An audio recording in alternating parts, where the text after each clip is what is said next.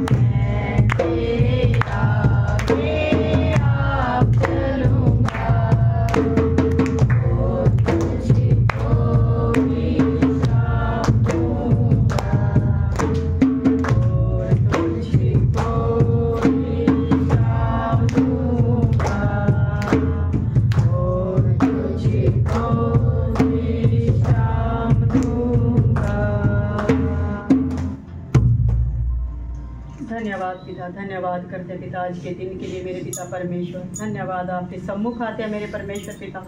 धन्यवाद करते मेरे परमेश्वर पिता आज की सभा से प्यारे पिता, आज के वचन से पिता, जितने भी जन हैं प्यारे पिता सब लोग आशीष पाए पिता, और आपकी पवित्र आत्मा प्यारे पिता में बढ़ते जाए मेरे परमेश्वर पिता, वचनों में मजबूत कर और जड़ पकड़ते जाए मेरे परमेश्वर पिता, और महिमा से लेकर बढ़ते जाए मेरे परमेश्वर पिता। धन्यवाद मेरे प्यारे खुदा, धन्यवाद धन्यवाद। सारी सभा को आपके ही पवित्र हाथों में सौंपते हैं पिता। धन्यवाद पिता, धन्यवाद पवित्र आत्मा जी, आप ही हमारी अगुवाही करें। धन्यवाद पिता, यीशु मसीह के पवित्र और सामर्थ्य नाम में मांगते हैं पिता।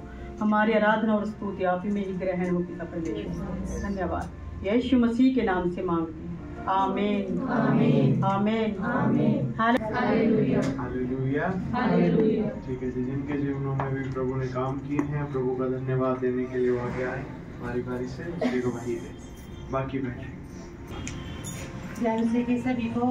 मेरा नाम पिंकी है और मैं बाबोली से आई हूँ, और मैं सबसे पहले धन्यवाद करती हूँ परमेश्वर का कि आज मैं यहाँ लेके आए और गवाही देने का मौका भी दिया, और वो डेली मेरे जीवन में डेली गवाही लेके आते हैं, और ये गवाही मेरी अभी की है। और जब मैं सिलीगुड़ी गई थी, फरीदाबाद नहीं सिलीगुड़ी गई थी मैं परमेश्वर की एक प्रभु की यीशु की एक प्रार्थना के लिए, तो उससे पहले क्या हुआ था कि मेरे ना इस हिस्से में दर्द हो रहा था, और वो दर्द ना मेरे हाथ में भी जाता था। तो मेरा ना एक दिमाग ने एक वो बात डाल दी कि कभी तेरे को ऐसा कुछ प्रॉब्लम हो, जैसे हार्ट की प्रॉब्लम हो। तो मैंने सोचा ऐसा हो तो नहीं सकता, पर फिर भी वो बाबा ने मेरे को दिखा रहा था कि ऐसे पेन हो रहा है, ऐसा हाथ में पेन जा रहा है। तो मैंने पास्टर जी से भी बोला, पास्टर जी बोले कि कोई बात नहीं, सिलीगुड़ी से आने के बाद आप टेस्ट करवा लेना। फिर मैं सिलीगुड़ी प्रार्थना में गई। फिर उसके बाद मैंने सोचा होना तो कुछ है नहीं, पर क्यों पैसे लगाए उसमें, तो फिर मैंने करवाया ही नहीं वो टेस्ट। पर क्या हुआ उसके बाद फिर मैं वचन मेरे को मिले, तो मैंने वचन की घोषणा करनी स्टार्ट करी, और मैं डेली वचन की घोषणा करने लगी कि भाई यीशु के कोड़े खाने से मैं चंगी हो चुकी हूँ और मेरे शरीर में कोई बीमारी नहीं है। और मैं डेली उसकी घोषणा करती रही, पर दिमाग इस चीज़ को उसने एक्सेप्ट नहीं किया कि भाई तेरे शरीर में कोई बीमारी नहीं है। तो कल मेरे प्रभु ने बोला कि तू एक बार टेस्ट करवा ले। तो मैंने बोला ठीक है प्रभु मैं करवाती हूँ। तो मैंने पास्टर जी की भी वो बात याद आई कि पास्टर जी ने भी बोला था। तो फिर मैं क्या किया, मैंने टेस्ट करवा लिया, और टेस्ट करवाया। तो मैं जैसे डॉक्टर के पास गई तो डॉक्टर मेरे को ये बोला तेरे को क्या हुआ, मैंने कहा हुआ तो कुछ नहीं है पर तू टेस्ट कर दे बस। मैं बोला ठीक है। फिर उसने मेरे टेस्ट कर दिया। तो मैं प्रभु का धन्यवाद करती हूँ कि मेरा एक भी पॉइंट ऊपर, इतना सा भी पॉइंट ऊपर नीचे नहीं है, बिल्कुल एक्यूरेट मेरी सारी रिपोर्ट एक्यूरेट। मेरे हार्ट की भी, शुगर की भी, मतलब सब कुछ मेरा नॉर्मल है। और मैं परमेश्वर का बहुत बहुत धन्यवाद करती हूँ कि सुबह मेरे को जैसे उसने रिपोर्ट भेजी तो मैंने सुबह देखी, और वो मैं परमेश्वर का इतना धन्यवाद किया कि वचन इतना सामर्थ्य है कि यदि कुछ होता भी है तो वचन उसको सारी बीमारियों को जड़ से मिटा देता है। और ये मेरा विश्वास है प्रभु के, क्योंकि कोड़े खाने से मैं चंगी हो चुकी थी, पर ये दिमाग की वजह से मैंने टेस्ट करवाया था। ये परमेश्वर की गवाही के लिए भी है कि परमेश्वर ने मेरे को पूर्ण रूप से चंगाई दी। और इस संडे से पिछले संडे को जब हम कलीसिया में थे तो लास्ट वाली प्रार्थना में क्या हुआ कि मैं जब खड़ी थी, पास्टर जी ने प्रार्थना की कि किसी की बहुत पुरानी बीमारी है तो वो आज चंगे हो चुके। तो मेरी कमर में कम से कम भी 15-16 साल पहले मेरा ऑपरेशन हुआ था, और ऑपरेशन की वजह से किसी वजह से भी लगा लो, मेरी कमर में 15-16 साल से प्रॉब्लम थी, दर्द था मेरी कमर में। और मैं जैसे बैठ के उठती थी तो एकदम से उठा नहीं जाता था, मैं थोड़ी देर झुकती थी फिर मैं चलती थी, थोड़ी देर में सीधा हो पाती थी, इतना दर्द था मेरा।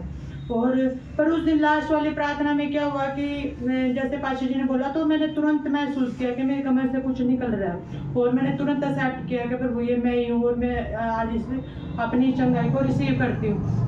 और मैंने वो रिसीव किया, मेरा तुरंत की तुरंत मेरे को चंगाई मिली। और प्रभु ने मेरे को उसी टाइम बता दिया था कि तेरे को गवाही देनी है, तू ही है, और तेरी आज ये बीमारी बिल्कुल ठीक हो चुकी है।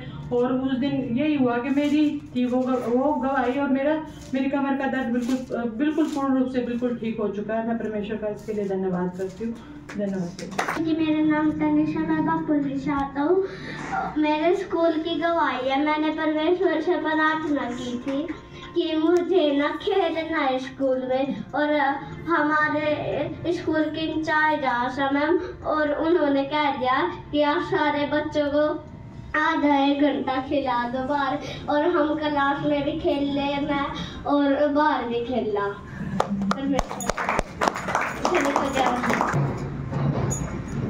सभी को जय मसीह की। मैं सबसे पहले प्रभु का कोटि कोटि धन्यवाद करती हूँ प्रभु यीशु का कि वो इतने दिनों बाद मुझे प्रेयर में लेके आए, और ये मेरी गवाही है क्योंकि काफ़ी दिनों से मैं प्रेयर में नहीं आ पा रही थी। कुछ तो मेरी तबीयत खराब थी, तो और मेरी इसकी भी गवाही है कि मेरे को बुखार हो गया था, और बुखार मेरे को बहुत तेज़ बुखार था, ठंड लग के बहुत तेज़ बुखार था, जबकि मेरे को कभी भी ऐसा बुखार नहीं हुआ था। मैं सबसे यही बोलती थी कि तुम सब ऐसे बीमार रहते हो, पता नहीं क्या, मेरे को तो कभी बुखार भी नहीं होता, जबकि मेरे को कभी होता ही नहीं था। अगर कभी हुआ भी तो 98 पॉइंट कुछ यानी कि 99 तक भी मेरा बुखार नहीं जाता था। लेकिन अब की बार मेरे को 102 103 बहुत तेज़ बुखार, इतनी ठंड लग के चढ़ा, 2 दिन तक बुखार रहा। मैं दवाई लेती रही, मैंने इंजेक्शन नहीं लिया। बच्चे भी बोल रहे थे इसके पापा भी इंजेक्शन लगवा ले, मैं नहीं। लेकिन तीसरे दिन में बिल्कुल ही हालत नहीं रही कुछ भी ना उठने की, तो मैंने इनको बोला चलो आप इंजेक्शन लगवा दो। तो डॉक्टर इंजेक्शन लगा के चला गया। लेकिन 3-4 दिन से मेरे सिर में दर्द था बहुत ज़्यादा, वो ठीक ही नहीं हो रहा था। मैंने इतनी दवाइयाँ खाई, सिर का दर्द नहीं ठीक हो रहा था। तो डॉक्टर कहने लगे भी आप रिपोर्ट करा लो इनकी, तो पता चल जाएगा क्या बात है। तो उन्होंने रिपोर्ट की तो उसमें डेंगू बताया कि डेंगू है, TLC भी बहुत डाउन है और प्लेटलेट भी घटी हुई है। मैं चलो कोई बात नहीं। तो कहने लगे, बच्चे भी कहने लगे चलो डॉक्टर के लेके। मैंने बोली मैं कहीं नहीं जाऊँगी, ये डॉक्टर है घर पे आ रहा, दे देगा दवाई इंजेक्शन, मैं ठीक हो जाऊँगी, मैं कहीं नहीं जाऊँगी। क्योंकि मेरी इतनी हिम्मत ही नहीं थी कि मैं अपना बेड से उठ के कहीं बाहर जाऊँ, तो मैं बिल्कुल भी नहीं गई। और मैं अपने प्रभु तेरा ही भरोसा है, मैं तो यहीं ठीक हो जाऊँगी, मैं कहीं नहीं जाऊँगी। तो प्रभु ने ऐसा ही किया और मेरा घर पे ही ट्रीटमेंट हुआ और मैं घर पे ही बिल्कुल ठीक हो गई। ठीक है, मेरे को 10-12 दिन लगे प्रॉपर थोड़ा ठीक होने में, लेकिन मैं ठीक हो गई। मैं कहीं नहीं गई, घर पे ही मेरा ट्रीटमेंट चलता रहा। वरना अगर डेंगू वगैरह में हम कहीं बाहर जाते हैं तो डॉक्टर तो जाते ही बहुत सारा वो कर देते, लेकिन मैंने घर पे ही मेरे जो ड्रिप वगैरह लगी घर पे लगती है और मैं ठीक हो गई। लेकिन अभी थोड़ा कमजोरी सी तो महसूस होती है जैसे, लेकिन मैं वैसे ठीक हूँ, बुखार नहीं है। और कल शाम की मेरी एक गवाही है कि कल रात को मैं ना प्रेयर सुन रही थी और मेरे सिर में दर्द था, आधे हिस्से में, इस हिस्से में हेडेक भी, भारीपन और दर्द था, और मैं प्रेयर सुन रही थी। तो मैं सुनती रही, कोई बात नहीं। लेकिन जब लास्ट में पास्टर जी ने प्रेयर की कि जिन जिनको भी जहाँ भी दर्द है आप हाथ रख लो, और मैं उनके लिए प्रेयर कर रहा हूँ। तो मैंने भी अपना हाथ रख लिया यहाँ पे कि मेरे को दर्द था, मैं ऐसे हाथ रख के ये वाला हाथ रख के मैं प्रार्थना सुनने लगी और मैंने उसको एक्सेप्ट किया। तो मेरे को थोड़ा हल्का फुल्का रिलीफ महसूस हुआ, चलो हाँ थोड़ा ठीक है। लेकिन फिर उसके बाद 5-7 मिनट के बाद ही मैंने क्या देखा कि मेरा सिर बिल्कुल ही हल्का हो गया, बिल्कुल दर्द गायब हो गया और सिर भी बिल्कुल हल्का, और मेरे को बिल्कुल भी दर्द नहीं हुआ पूरी रात भी, और मैं आराम से सो पाई थी। और कल मैंने बेटे को बोला था कि बेटे प्रेयर में चलना है, ये अभी 2 दिन से ही किसी जॉब पे जाने लगा है। तो मैंने इसको बोला बेटे तो छुट्टी कर लेगा, बोला कोई नहीं मैं उनको बोल के आ दूंगा। तो इसने बोला वहाँ पे, तो वे मना भी कर रहे थे इसको, लेकिन प्रभु ने इसके मन को या हृदय को जैसे बदला, लेकिन ये उनको बोल के आ गए कि कल मेरे को काम है, कल मैं नहीं आऊँगा। तो ये कहने के ठीक है तो तेरा काम कर ले, तो ये बोल के आएगा। आज ही मेरे को प्रेयर में लेके आया। प्रभु का कोटि कोटि धन्यवाद है कि उन्होंने मेरे लिए मार्ग खोले और मुझे सही तरीके से और टाइम पे प्रार्थना में पहुँचाया, और आज का वचन सुनने के लिए मुझे मौका मिला। धन्यवाद हमारे पास्टर जी का, इन्होंने भी उस समय मेरे साथ, यानी कि उन्होंने मेरे को फ़ोन पे बात भी की, हमारे लिए प्रेयर की। ये हमारा एक जैसे एक पिता की तरह ध्यान रखते हैं। मैं इनका बहुत बहुत धन्यवाद करती हूँ। धन्यवाद पास्टर जी आपका हमारे साथ रहने के लिए। सभी को जय मसीह की। मेरा नाम रानी है, मैं बापोली से आती हूँ। तो पिछले संडे को और उससे पिछले को 2 बार जब लास्ट प्रेयर हो रही थी तो पास्टर जी बोल रहे थे जिसको जहाँ पे दर्द है वो अपना दाहिना हाथ वहाँ पे रख ले। तो उस टाइम मेरे से गवाही दी नहीं गई और मैं अपने आप को कमज़ोरी महसूस कर रही थी। तो जब मैं बाद में घर गई तो जैसे मेरे हाथ पैर दुख रहे थे और कई महीनों से ही चल रही थी वो दिक्कत मेरे शरीर में, और मैं बता नहीं पा रही थी किसी को। तो मैं उससे बिल्कुल ठीक हो गई और मेरा वो जो दर्द जो हर महीने होता है तो वो मेरा दर्द बंद हो गया बिल्कुल, और मैं उसी टाइम मतलब ठीक हो गई। तो ये मेरी गवाही है। और दूसरी मेरी ये गवाही है कि मैं अपनी गवाही किसी को बता रही थी स्कूल में, तो वो दोनों लड़कियां थी जो, तो वो एक दूसरे के लिए बात कर रही थी। वो उसकी ज़्यादा तबीयत डाउन रहती है, तो मैं बोली कि मैं वहाँ पे प्रार्थना में जाती हूँ, मैं प्रेयर करवा दूँगी। तो वो किसी काम के लिए भी आई थी। तो वहाँ पे उसने जब काम की बात की तो बोली मैम कि आप इतनी दूर से आते हो, 2500 हम देंगे, आपका किराए में लग जाएगा, तो ये ठीक नहीं है। तो जैसे मैं उसको लड़की को यहाँ संडे को लेके आई तो मैंने उससे एक बात कही थी, आप जो कोई विश्वास से मांगोगे ना वो आपके लिए हो जाएगा। और मैं चाय की सेवा के लिए चली गई, तो वो जैसे कैसे पास्टर जी से प्रेयर करवा के चली गई। और कुछ दिनों बाद मैंने सुना कि उनकी हॉस्पिटल में जॉब लगी, जबकि वो लड़की इतनी बीमार रहती है, बहुत ज़्यादा बीमार, और प्रभु ने उसको हॉस्पिटल में ही मतलब जॉब दिलाई है, और वो जॉब भी उसकी अच्छी है, और स्कूल के पैसों से कई गुना उसकी सैलरी है। तो धन्यवाद प्रभु का। और जो जिसको मैंने दूसरी को बताया था वो भी ये कह रही थी मैं काफ़ी दिनों बाद आऊँगी, आप मेरी प्रार्थना करवा देना। तो मैं बोली कोई नहीं, आप उनसे फ़ोन पे बात कर लेना। तो धन्यवाद है प्रभु का कि प्रभु उनको भी लेके आए हैं। तो ये भी मेरी गवाही है कि मैं जैसे 2 दिन से ये मांग रही थी, पवित्र आत्मा जी आप मेरे साथ होकर काम करिए। तो जैसे मैं उससे पवित्र आत्मा से भर रही थी तो मैंने उनको दबाव नहीं दिया, वो मतलब प्रभु ने उनके हृदय को ऐसा बदल दिया कि वो अपने आप ही ये बोली कि मैं आपके साथ चलूँगी। तो धन्यवाद है पर यीशु मसीह का। मेरा नाम आंशम है और मैं बपोली से आता हूँ। मेरी गवाही है कल की है, पास्टर जी ना वो प्रेयर कर रहे थे कल, मैं ना ऐसे लग रहा था कि ना अब चुप करवा दूँ इसके, बहुत जोर से चिल्ला के, फिर ना किसको चुप करवा दे? वो जो प्रार्थना आप कर रहे थे कल, अच्छा, और चुप कर दो कि ना कि चुप हो जाओ। फिर पास्टर जी ना मेरे पास आने लग गए, फिर मैं डरने से लग गया पास्टर जी। फिर पास्टर जी ने ना हाथ लाया, फिर ना एकदम रिलैक्स सा फील हो गया पास्टर जी पर। अब कैसा है? अब बहुत अच्छा है पास्टर। अब तो नहीं डर लग रहा? नहीं, अब ऐसा तो नहीं हो रहा पास्टर का मुंह बंद करवा दे, चुप करवा दे बस पास्टर? पक्का बिल्कुल ठीक है। हाँ। यीशु मसीह का धन्यवाद। और कोई जो यीशु मसीह का धन्यवाद करना चाहते हैं? 1 मिनट बचा है हमारे पास, जल्दी से। जय मसीह के सभी को। मेरा नाम आदित्य और मैं वापस से आता हूँ। मेरी गवाही ये है कि मेरा जो हाथ है कभी ठीक हो जाता है, कभी दर्द भी हो जाता है इसमें।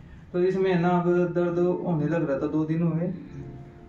तो मैंने प्रभु से बोला, मैंने कहा प्रभु जी ये सब क्या है, तो ये बार बार क्यों दर्द होता है?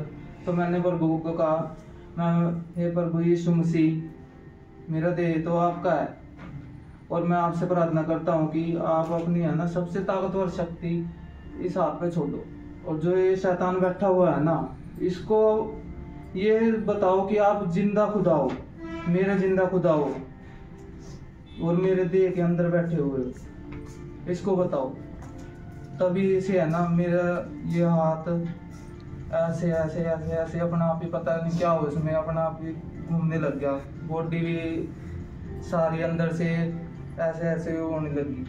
और मेरा हार्ट है ना जो इसमें भी दर्द होता था, और मेरा हार्ट भी रात को है ना बहुत ज़्यादा ठीक हो, अब इसमें कोई दर्द नहीं।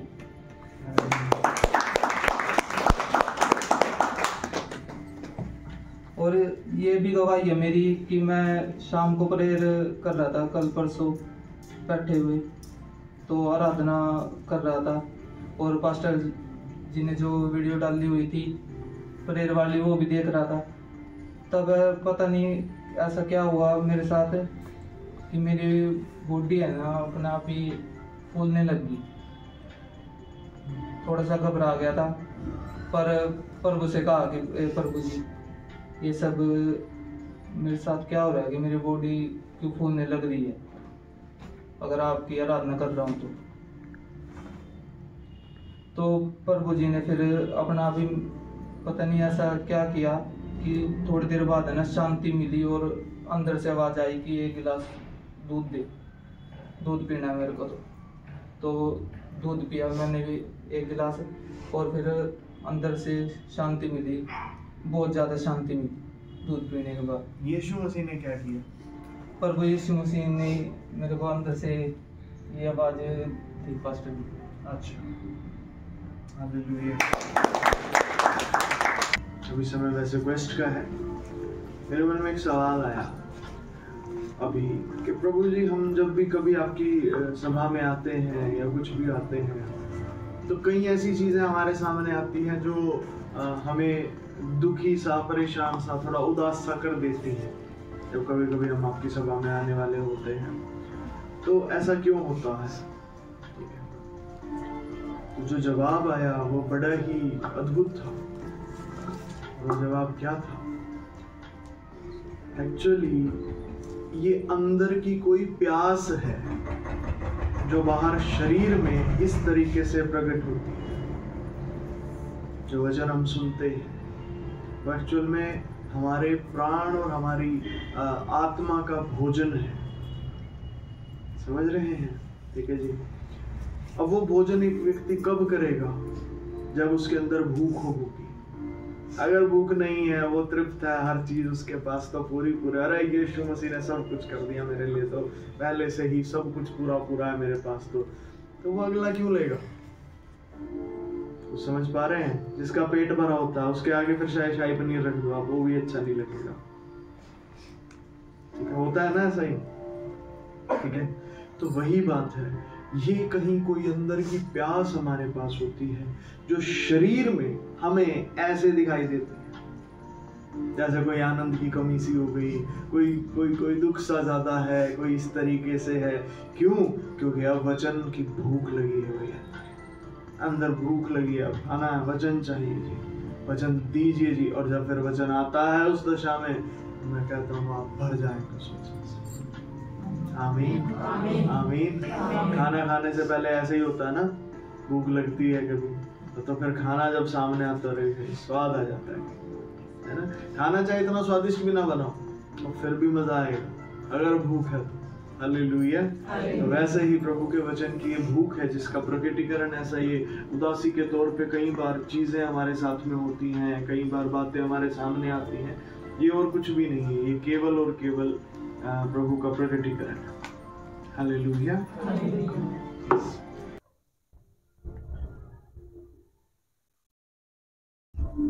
वो तो पीछे दे दो, दीदी को दो।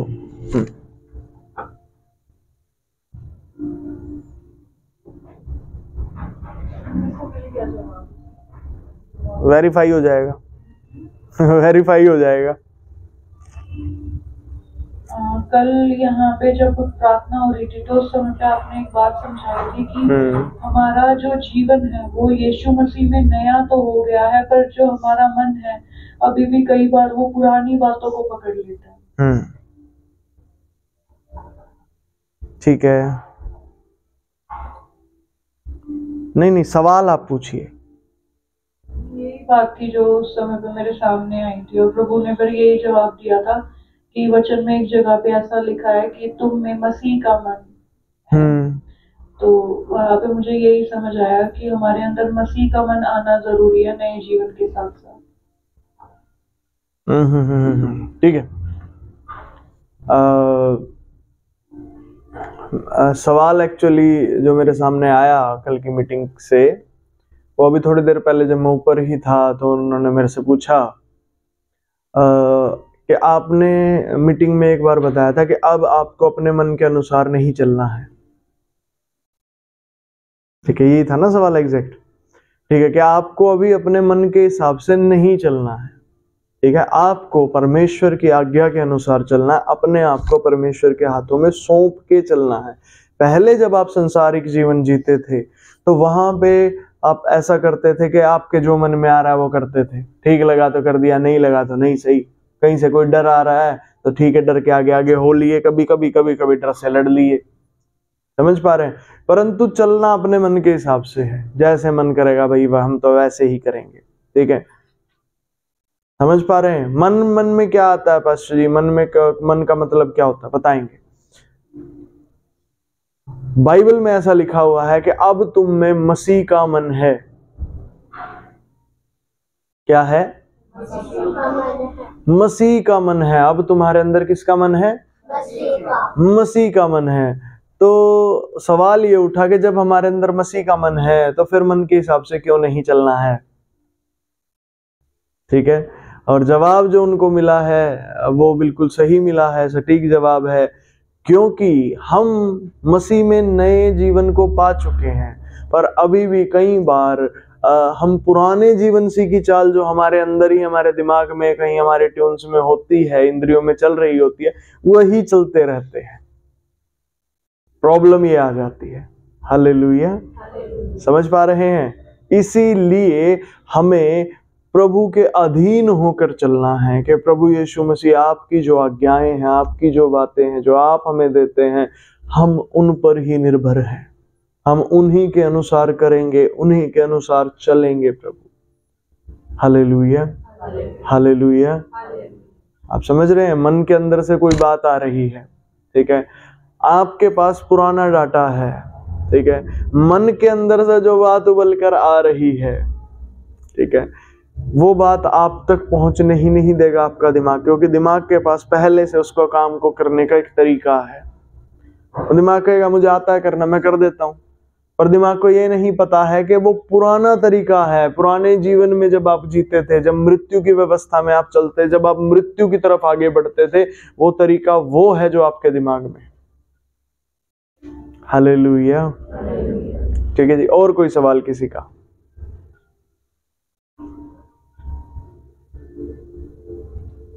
पिछली मीटिंग से किसी का कोई सवाल है, कोई बात पूछना चाहते हैं तो पूछ सकते हैं। उसी से हम आरंभ कर रहे हैं।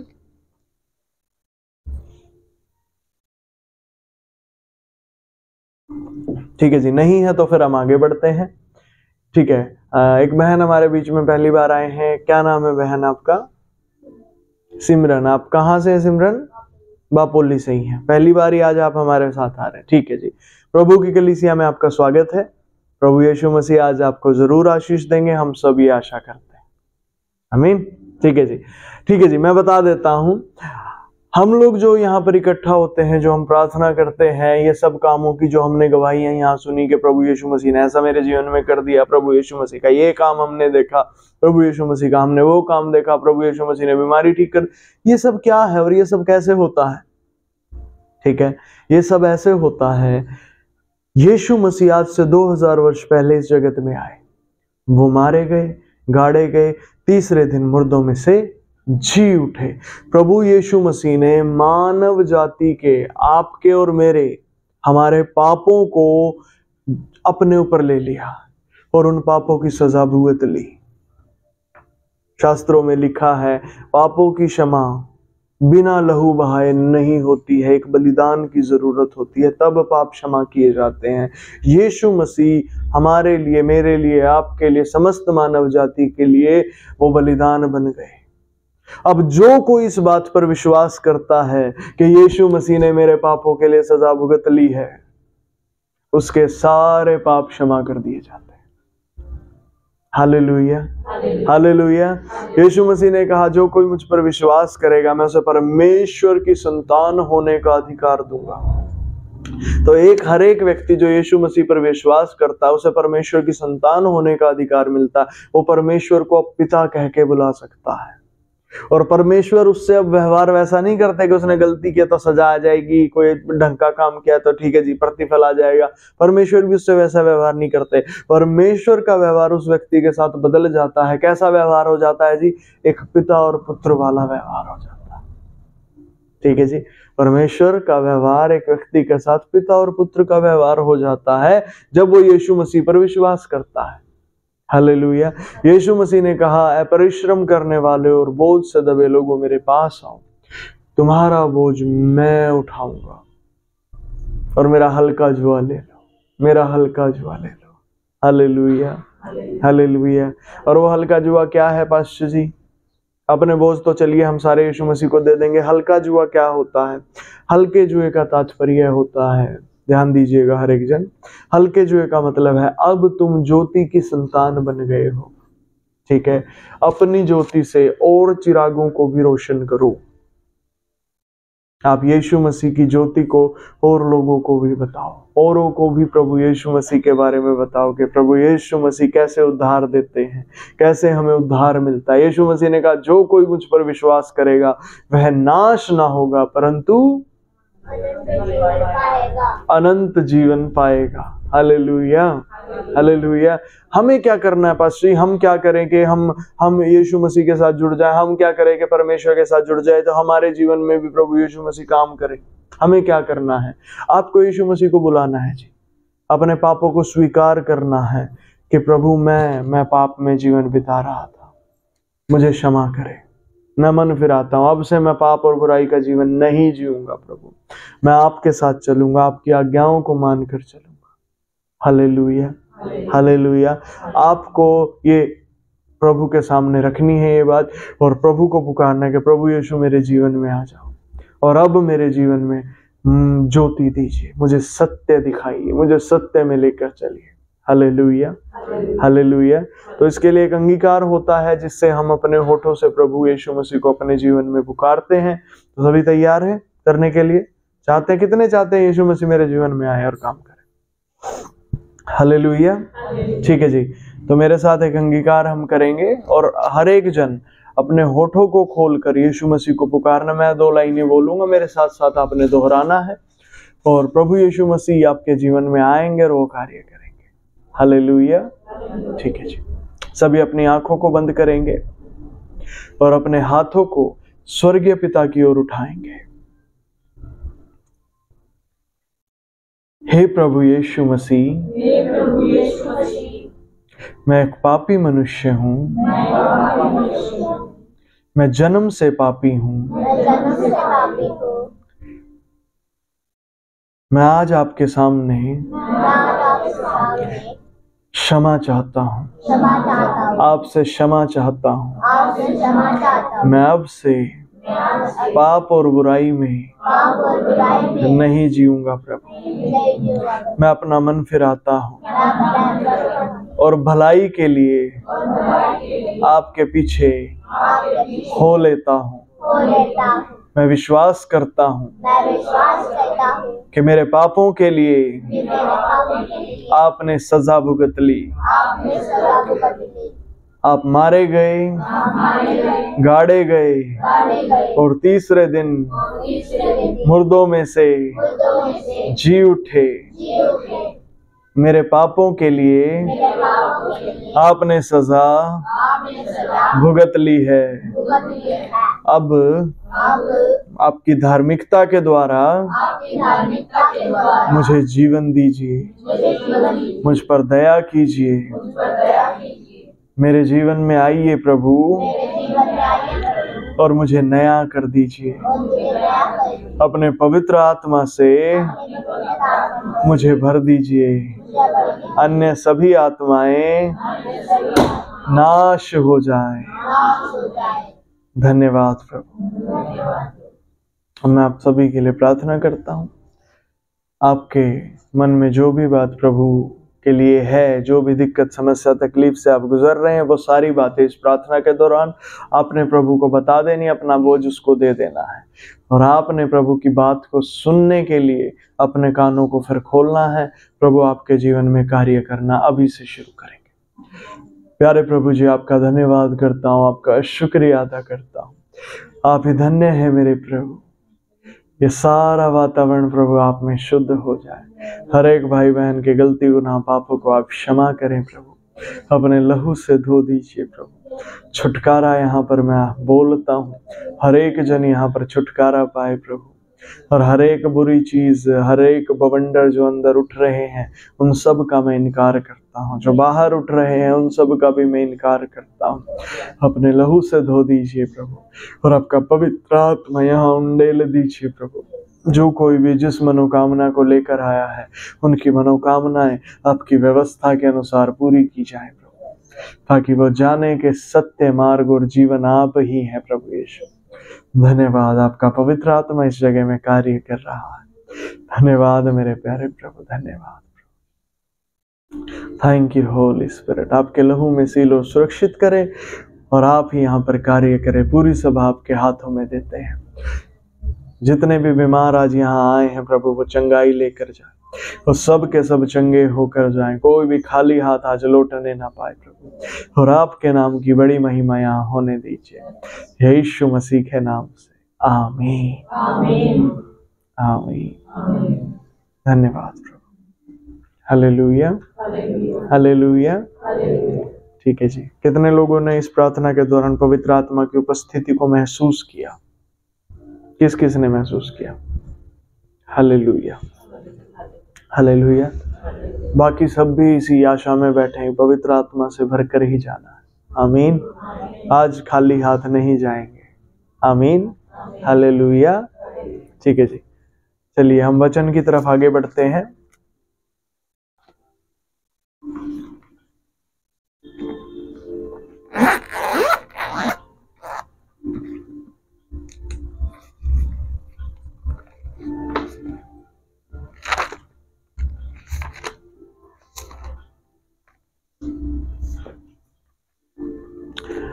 भजन संहिता उसका 64 अध्याय,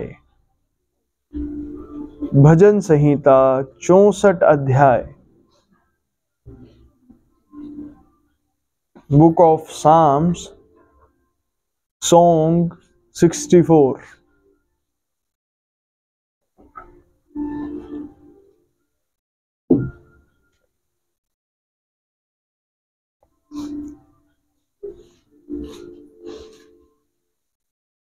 पढ़ दे कोई एक जन।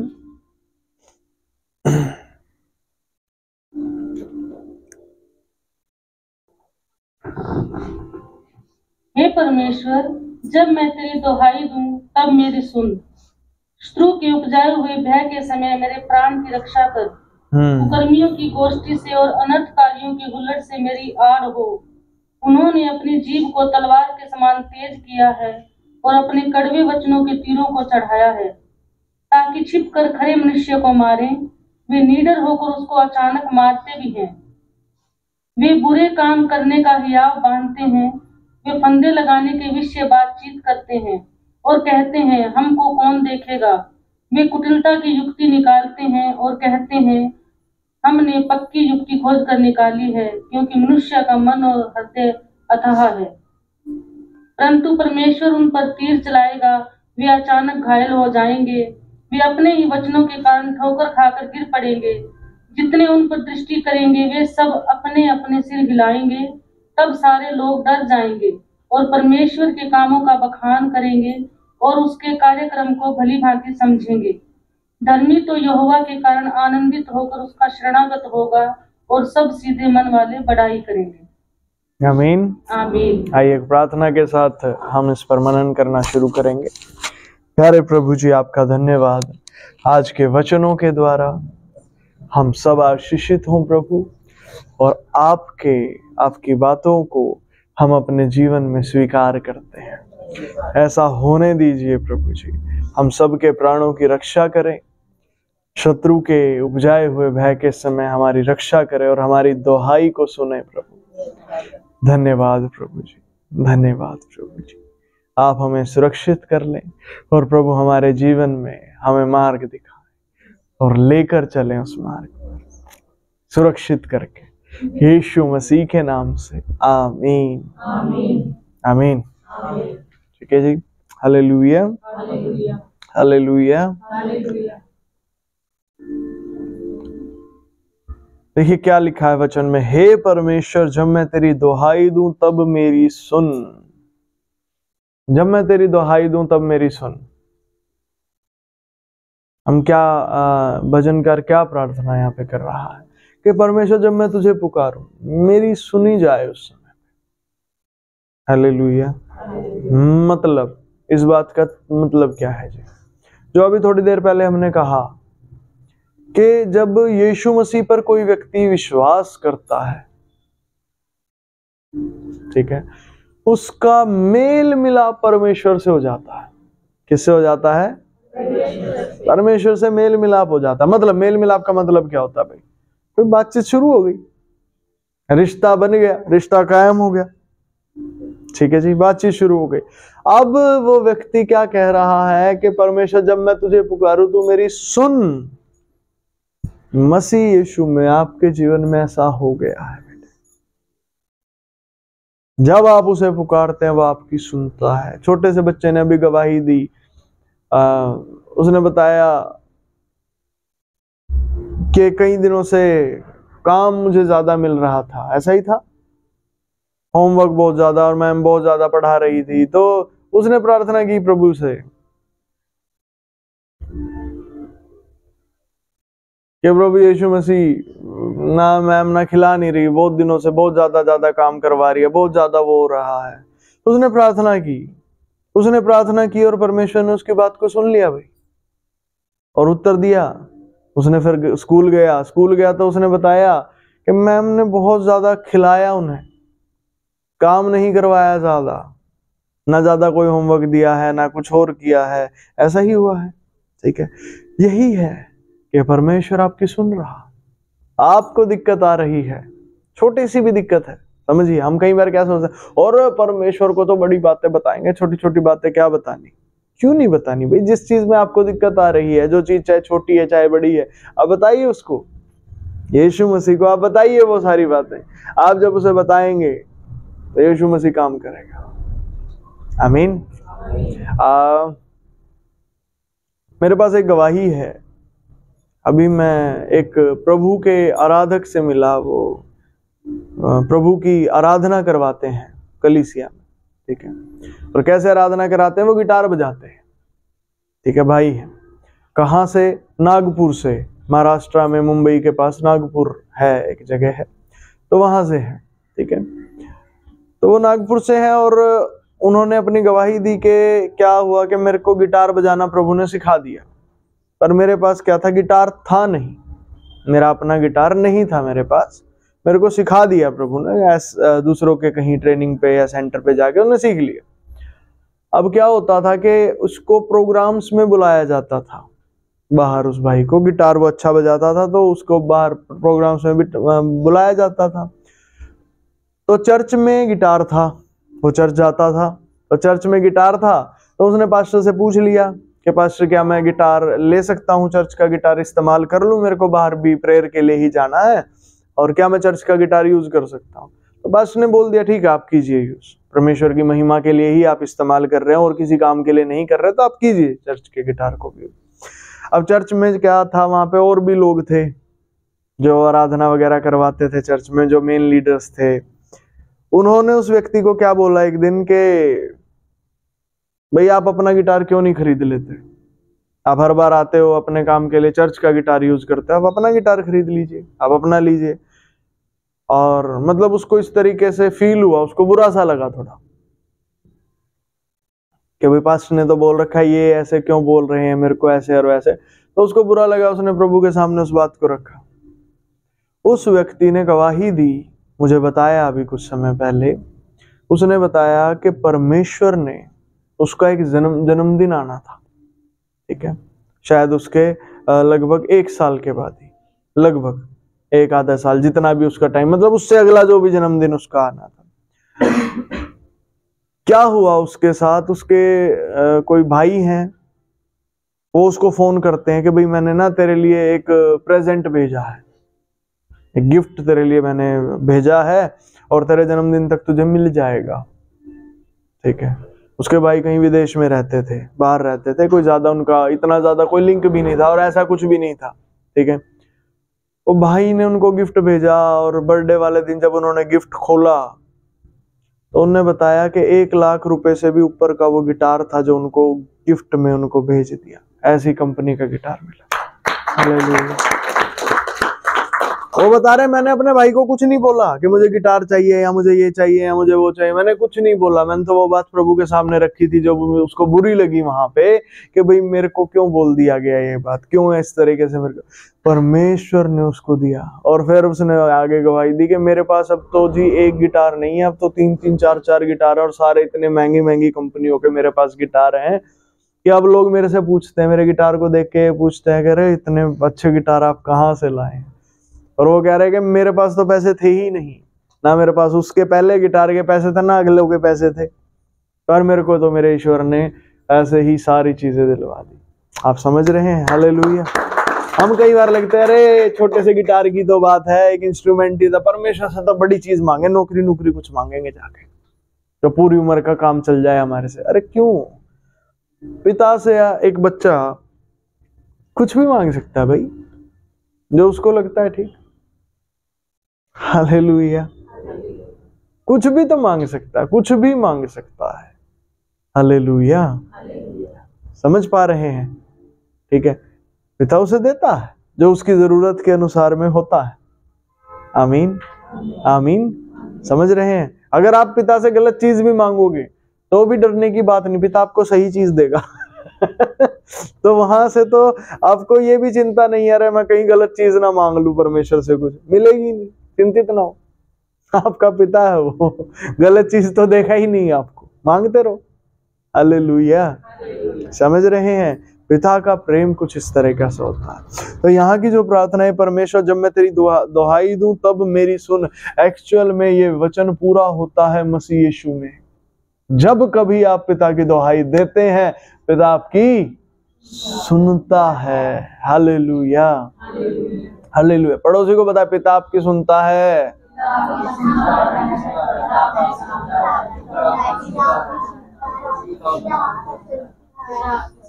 आमीन, आमीन। समझ रहे हैं इस बात को? ठीक है जी। एक बार मेरे पास फोन आए, पर वैसे कई बार आते हैं इस तरीके से, खास तौर से इस हिस्से में। कई बार किसी महिला की डिलीवरी होनी होती है, ठीक है, तो मेरे पास एक बार फोन आया कि भाई जी डिलीवरी होनी है और डॉक्टरों ने बोल दिया है कि अब तो ऑपरेशन करना पड़ेगा, ये करना पड़ेगा, वो करना पड़ेगा, देर ज्यादा हो गई है जी, डिले हो गया है। और डिले हो गया है तो अब डॉक्टर बोल रहे हैं कि जी ये कर दिया, वो कर दिया, वहां पे बच्चे ने पोटी कर दी है, ऐसा कर दिया, अब तो भाई पेट काट के ही निकालना पड़ेगा, अब नॉर्मली नहीं हो सकता। मतलब ऐसी क्रिटिकल सिचुएशन में तो मेरे पास फोन आया कि जी प्रार्थना कर दीजिए बस जी। मैंने प्रार्थना करी उनके लिए, थोड़ी देर बाद दोबारा फोन आ गया जी नॉर्मल डिलीवरी हो गई। हालेलुया। आप समझ रहे ये क्या हुआ? पिता को बोला है, पिता ने दुहाई को सुना। पिता दुहाई सुनता है। आमीन, आमीन। ये झूठ हमारे अंदर एक बसा हुआ है शैतान का कि परमेश्वर हमारी कौन सुनता है। अरे परमेश्वर आपकी सुनता है। आमीन। जवाब कई बार ऐसा नहीं होता जैसा आप चाहते होते हैं, कभी कभी तो वैसा ही जवाब होता है जैसा आप चाह रहे होते हैं, कभी कभी जवाब अलग तरीके से भी आते हैं, कभी कभी जवाब अलग तरीके से भी आते हैं। आपको उन्हें भी समझना पड़ेगा कि वो किस तरीके से जवाब परमेश्वर दे रहा है। Hallelujah, hallelujah. आप समझ रहे हैं मेरी बात को? जवाब अलग तरीके से भी आते हैं, ठीक है, पर परमेश्वर आपकी सुनता है। ऐसा कोई ना सोचे, ये झूठ को बिल्कुल अपने से दूर जाने देंगे, परमेश्वर हमारी नहीं सुनता। अगर आप यीशु मसीह पर विश्वास करते हैं तो परमेश्वर आपकी सुनेगा, तो सुनता ही है। आमीन, आमीन। आगे देखिए क्या लिखा है, शत्रु के उपजाए हुए भय के समय मेरे प्राण की रक्षा कर। पास्टर जी ये क्या बात है? शत्रु के उपजाए हुए भय के समय मेरे प्राण की रक्षा कर। क्या होता है? शत्रु, दुष्ट, जैसे शैतान भी हम बोल देते हैं, वो क्या करता है? वो क्या करता है? आपके अंदर डर दे देता है, भय दे देता है। उस समय होता क्या है, जब भय आ जाता है ना आपके अंदर, आप हड़बड़ा जाते हैं, आप सिमट जाते हैं, आप डर जाते हैं, आप घबरा जाते हैं। और जब आप घबरा जाते हैं, घबराने में क्या दिक्कत है? ये तो नेचुरल है, तो इसको तो हटाना ठीक नहीं, समझिएगा। घबराना शरीर के लिए नेचुरल है, पर आत्मा और प्राण के लिए घबराना नेचुरल नहीं है। आत्मा और प्राण कभी भी घबराने नहीं चाहिए। अगर वो घबराते हैं तो गड़बड़ हो जाती है। क्या गड़बड़ होती है? आप अपनी जगह से निकल जाते हैं जी, आपकी जगह छूट जाती है। जिस जगह आप खड़े हो, आपके खड़े होने का जो स्टैंड है, जो आपका बेस है, वो छूट जाता है आपसे। जैसे ही आपके आत्मा और प्राण में घबराहट आती है, शरीर में घबराहट नॉर्मल है, समझ रहे हैं? अब मैं यहाँ पे बैठा हूं, मान लीजिए आप सब बैठे हैं, आपके पास आगे ना कोई वो येलो वास्प होती है ना, ततैया, बिरड़, ठीक है, वो आगे बैठ जाए मान लो, वो घबराना जायज है शरीर के लिए, काट सकती है, वो काटेगी तो फिर नुकसान पहुंचता है, मान लीजिए कोई सांप आ जाए यहाँ पे बीच में, घबराना जायज है, आप उठेंगे, उठ के जाना ही है, नॉर्मल है, उसमें दिक्कत नहीं है। समझिए, एक घबराहट है आत्मा और प्राण में जो आपके आत्मिक हिस्से के लिए है, वो जायज नहीं है, वो नॉर्मल नहीं है, वो नहीं होनी चाहिए। दुष्ट क्या करता है, आपको वहां पे आत्मिक हिस्से में डरा देता है आपको,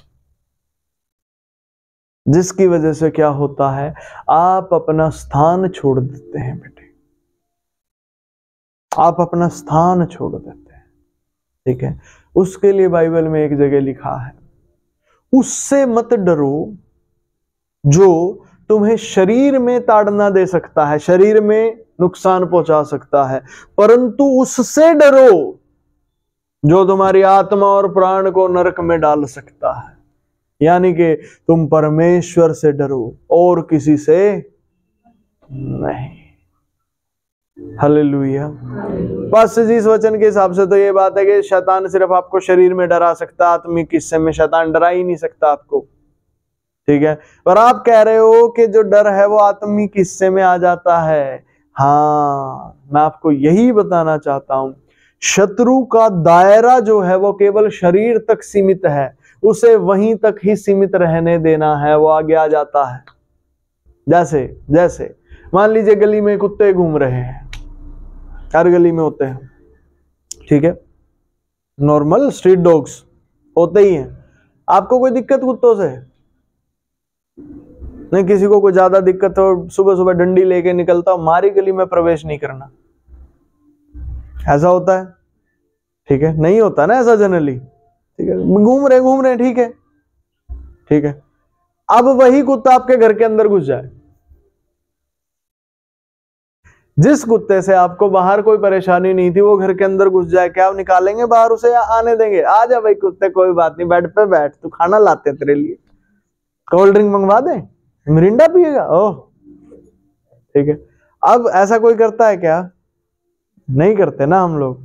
अब इसी बात को समझिए, शैतान का दायरा सिर्फ शरीर तक है, उसका लेवल सिर्फ इतना है। अब उस वहां तक अगर वो रहता है तो नेचुरल है, कोई दिक्कत नहीं। नहीं जी, शरीर में भी कैसे डर दे देगा हमारे? समझिएगा, शरीर के लिए डर नेचुरल चीज है, उसका ऐसे समझिए भोजन है, उसकी डाइट है। गली में कुत्ते घूम रहे हैं, आपके घर में रोटी बची, आप तोड़ के फेंक दो, आपका फायदा कर रहा है वो कुत्ता। आपके घर में खाना बचा, फेंक दो, गली में डाल दो, वो कुत्ता उसे चट कर जाएगा। अगर वो नहीं खाएगा तो गली गंदी रहेगी, आपकी रोटी बेकार रहेगी, कहां फेंकोगे उसको, क्या करोगे उस रोटी का? आप कुछ समझ पा रहे हैं मेरी बात को? स्मेल करेगी थोड़े दिन टाइम बाद, वो सड़ जाएगी, गीली होगी तो गल जाएगी, बदबू करेगी, खराब हो जाएगी। ठीक है जी, सब्जियां खराब हो जाती हैं। अब कुत्ते को दे दो, आपका फायदा करेगा। वैसे ही शैतान है, अगर उसका डर शरीर तक सीमित है, आपके लिए फायदेमंद है। पास्टर जी नहीं, शैतान की कोई चीज अच्छी नहीं है। हाँ, मतलब मैं ये नहीं कह रहा कि गले के कुत्ते को जाके गले लगाओ आप। हम भी गली के कुत्ते को जाके गले लगाओगे, कपड़े आपके ही गंदे होंगे। मैं वो नहीं कह रहा आपको कि शैतान के साथ दोस्ती कर लो। मैं कह रहा हूं फिर लेने दो उसको, उसका आपसे कोई लेना देना नहीं है। गली में अगर कोई कुत्ता घूम रहा है, आपका क्या लेना देना है उससे भाई? आप अपना काम करो, अपना करते रहो।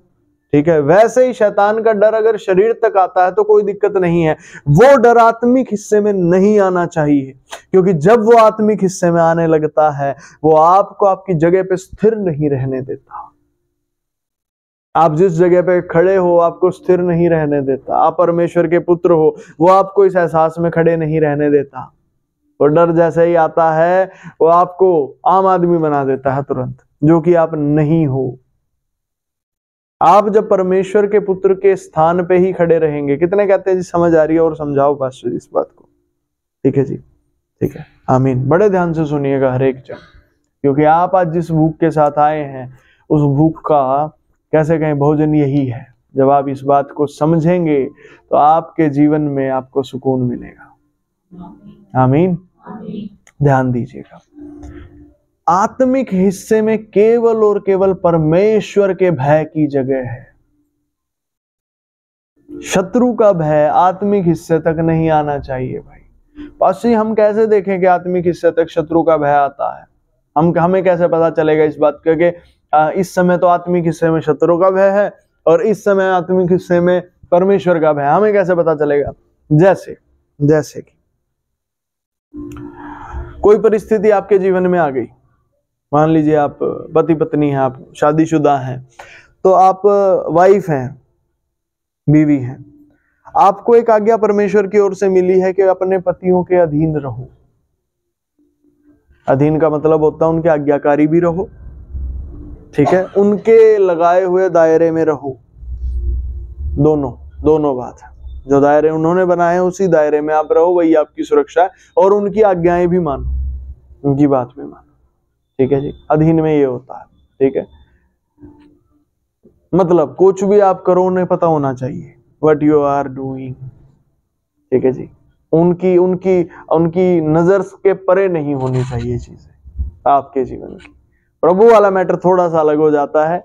अगर आपका हस्बैंड आपको प्रभु में आगे बढ़ने से रोकता है, वहां हस्बैंड की नहीं सुननी है। यीशु मसीह का स्थान सबसे पहला, ठीक है। वहां तो बिल्कुल मना कर दो, क्योंकि वो आपके पति नहीं, वो शैतान है। फिर समझ जाइए, क्योंकि आपके पति के अंदर से वहां पे शैतान बोल रहा है। अब आपके पति नहीं बोल रहे वो बात। आपके पति को क्या दिक्कत है? आप परमेश्वर से जुड़ रहे हैं, आपके पति तो खुश होना चाहिए, भाई मेरे घर में आशीष आएंगी।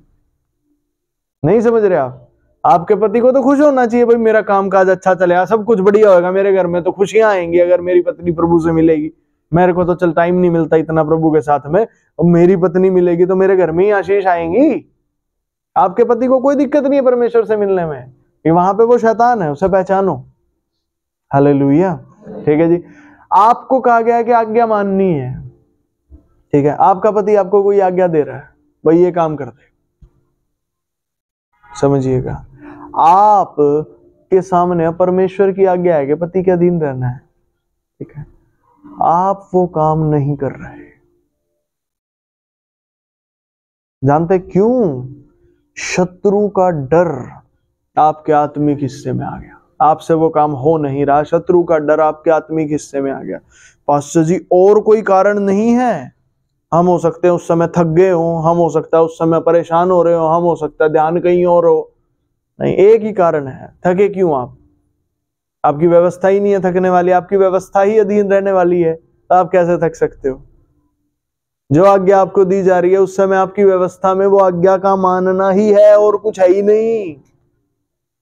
थक कैसे गए आप? कौन कौन चुरा गया आपकी ताकत को? और शत्रु का उपजाया हुआ भय जो आपके आत्मिक हिस्से में कहीं आ गया। समझ आ रही है?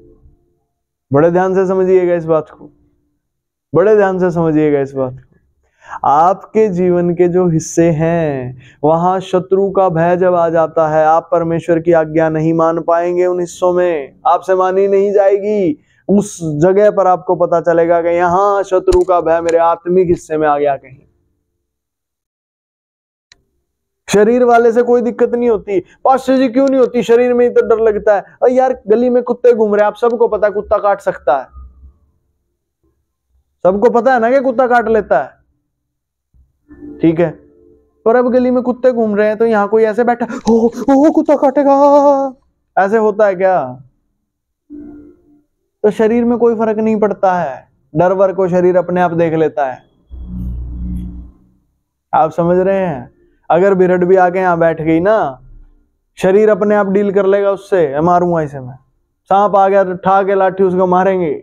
शरीर अपने आप डील कर लेता है बाहर की चीजों से, उसकी टेंशन नहीं है। दिक्कत कहां शुरू होती है? जब वो भय आपके आत्मिक हिस्से में आ जाता है तो वो आपको सुन्न कर देगा, आप कुछ नहीं कर सकते, डरा देगा, सुन हो जाओगे, वो कुछ नहीं होगा। क्यों? आत्मिक हिस्से में आ गया कहीं। और आत्मिक हिस्से में क्या करें जी? आने नहीं देना। पड़ोसी को बोले आने नहीं देना।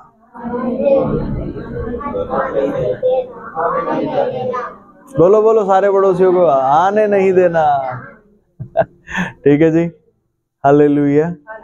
आत्मिक हिस्से में कभी भय को आने नहीं देना। पास्टर हम कैसे रोकेंगे? हम क्या कर सकते हैं? हमें तो आज पता चला है कि आत्मिक हिस्से में भय आना क्या होता है।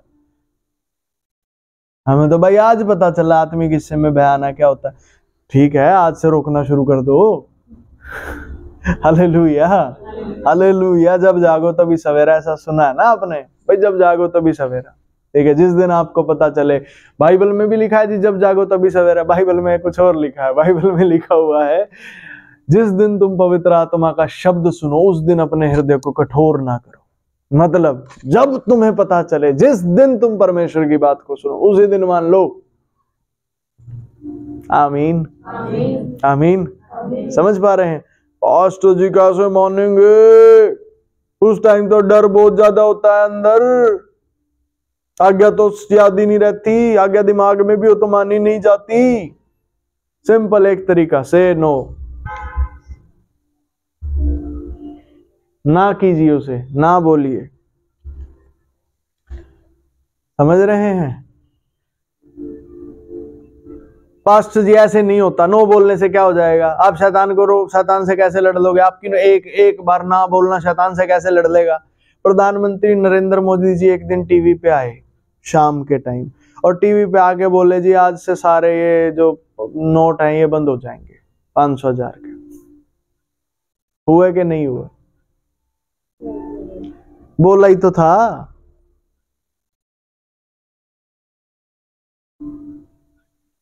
नहीं जी, कहीं तो साइन भी किए होंगे। तो साइन करा हुआ लेटर थोड़ी आप सबको दिखाया था उन्होंने कि हाँ जी ये देख साइन करा हुआ लेटर, एक एक को एक एक ईमेल पे आएगा जी, एक एक के घर पे पोस्ट करा है मोदी जी ने, देखो जी मोदी जी का साइन किया लेटर। फिर एक कह रहा है अरे मेरे घर तो अभी पहुंचा ही नहीं, हमारा पोस्टमैन बीमार हो रहा है, मैं तो चलाऊंगा ये 500,000 के नोट। चल जाएंगे उसके?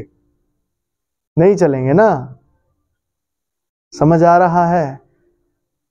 वैसे ही जब बोली हुई बात इतनी ज्यादा कार्यकारी होती है, अब आप परमेश्वर के पुत्र हैं, आपकी बोली हुई बात उससे ज्यादा कार्यकारी होगी। मोदी जी देश चलाते हैं, उनकी बात वहां चलेगी पॉलिटिक्स में, जो पॉलिटिकल सिस्टम है। आपकी बात, आपका परमेश्वर पूरी दुनिया चलाता है। Hallelujah, hallelujah. तो आपकी बात वहां चलेगी। आपको सिंपली कहना है नो, नहीं। तो जो डर जो पहले से आ गया है वहां पे क्या कहें? नहीं।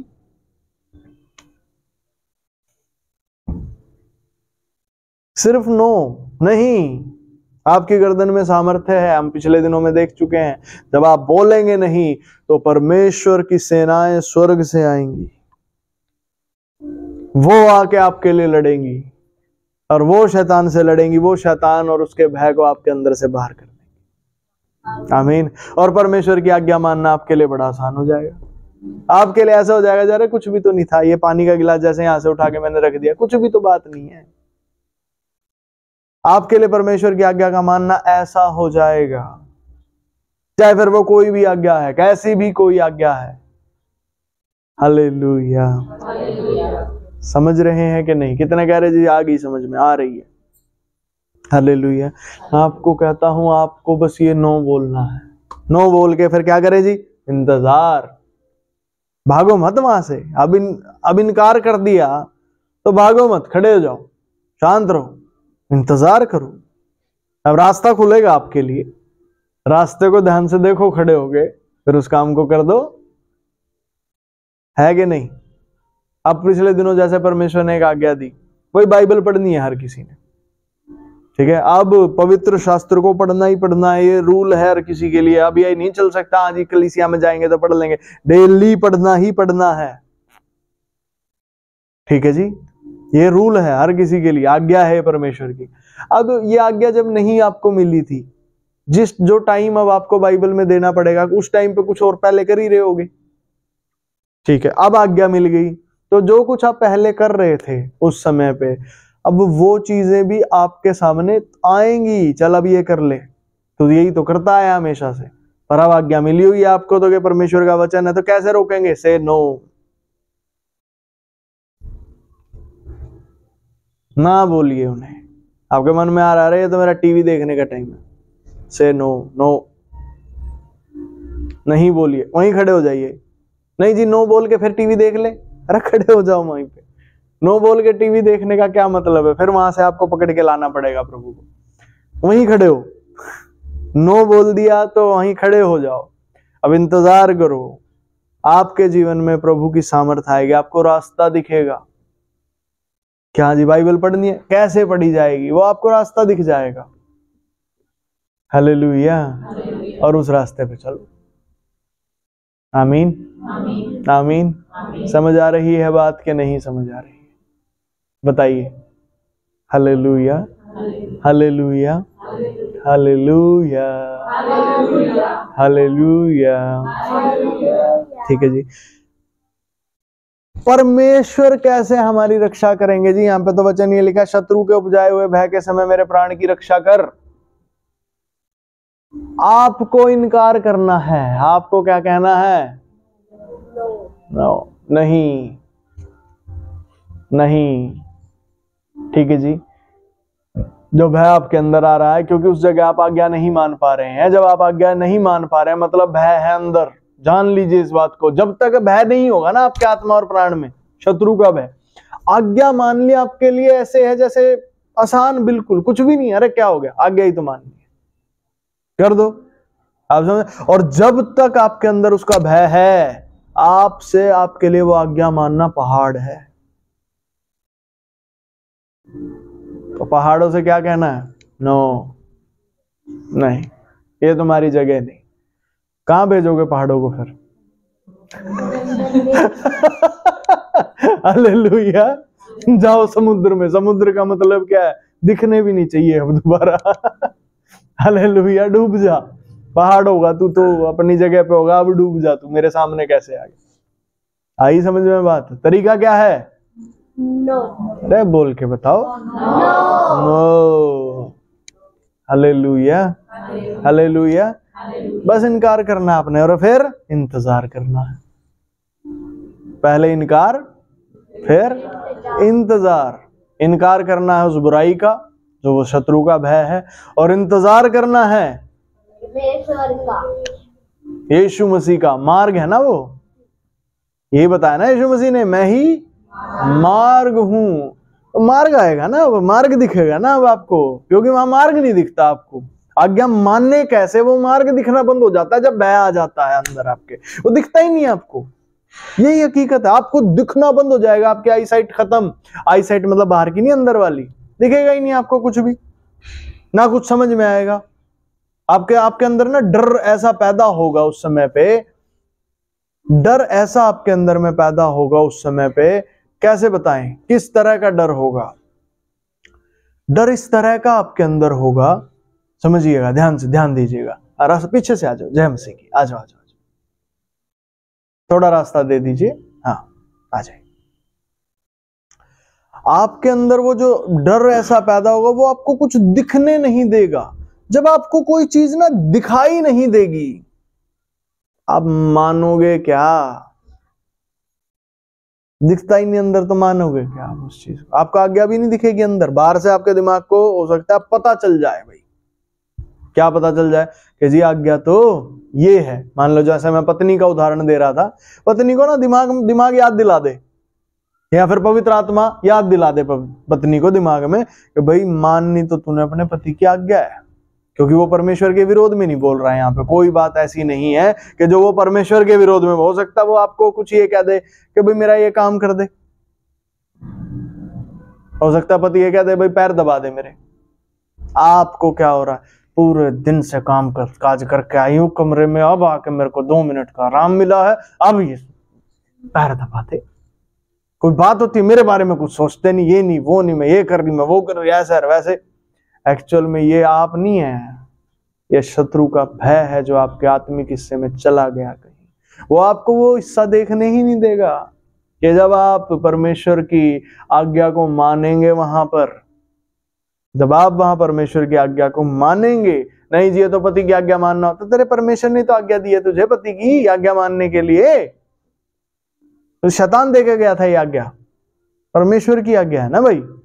तो जब आप उसे मानोगे, आपको क्या आशीषें मिलने जा रही हैं। आज हो सकता है जो शत्रु का भय आपको बार बार परेशान कर रहा है आपके काम में, आप जब ये आज्ञा मानो उससे छूट जाओ। समझ आई ये बात कुछ? ठीक है, बड़ा ध्यान दीजिएगा इस बात पे, क्योंकि ये बात आपको आजादी देगी बेटे। आपको उसे इनकार करना सीखना है।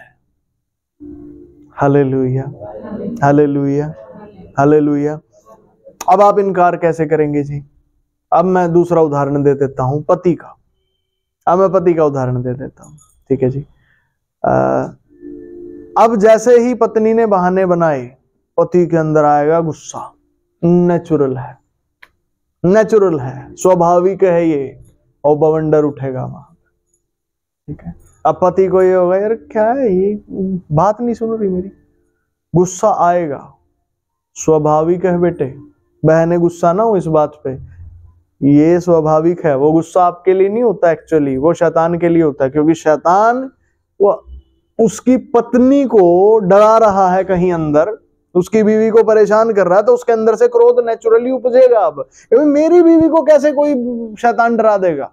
वो बीवी के लिए नहीं है क्रोध, वो शैतान के लिए है, जो बीवी को परेशान कर रहा है कहीं अंदर, जो बीवी को उसके पति के अधीन नहीं रहने दे रहा। क्रोध आएगा, ठीक है। अब पति क्या करे जी? पकड़ के सेक दे उसको, या फिर पीट डाले। अभी जब क्रोध आता है तो फिर इंसान को जो समझ में आता है उस टाइम पे, तो फिर वो वही करता है। जनरली घरेलू हिंसा इसी वजह से हो जाती है। मैं आपको क्या कहता हूं, वहां पे क्या करना? उस पति को क्रोध आ रहा है, क्या करे? नो। पास्टर जी, शैतान को नो बोलना था, क्रोध को नो क्यों बोलना है? क्योंकि आज्ञा मिल गई। बवंडर को क्या करना है? नो। बवंडर को भी नो बोलना है। आपने सिर्फ शैतानी चीजों को नो नहीं बोलना, बवंडर का भी इनकार करना है। यीशु मसीह किश्ती में थे, कितनों को याद है जब चेले डूबने लगे और वहां पे समुद्र में लहरें बड़ी बड़ी उछल रही थी, ठीक है, याद है? जितनों को नहीं पता मैं बता देता हूं। क्या हुआ? यीशु मसीह के चेले थे, वो किश्ती में जा रहे थे। कहाँ है वचन? देख लेते हैं ना, पढ़ लेते हैं। एक ही वचन को कई बार पढ़ते हैं तो फिर याद भी हो जाएगा। किस जगह पे है, कोई बताए?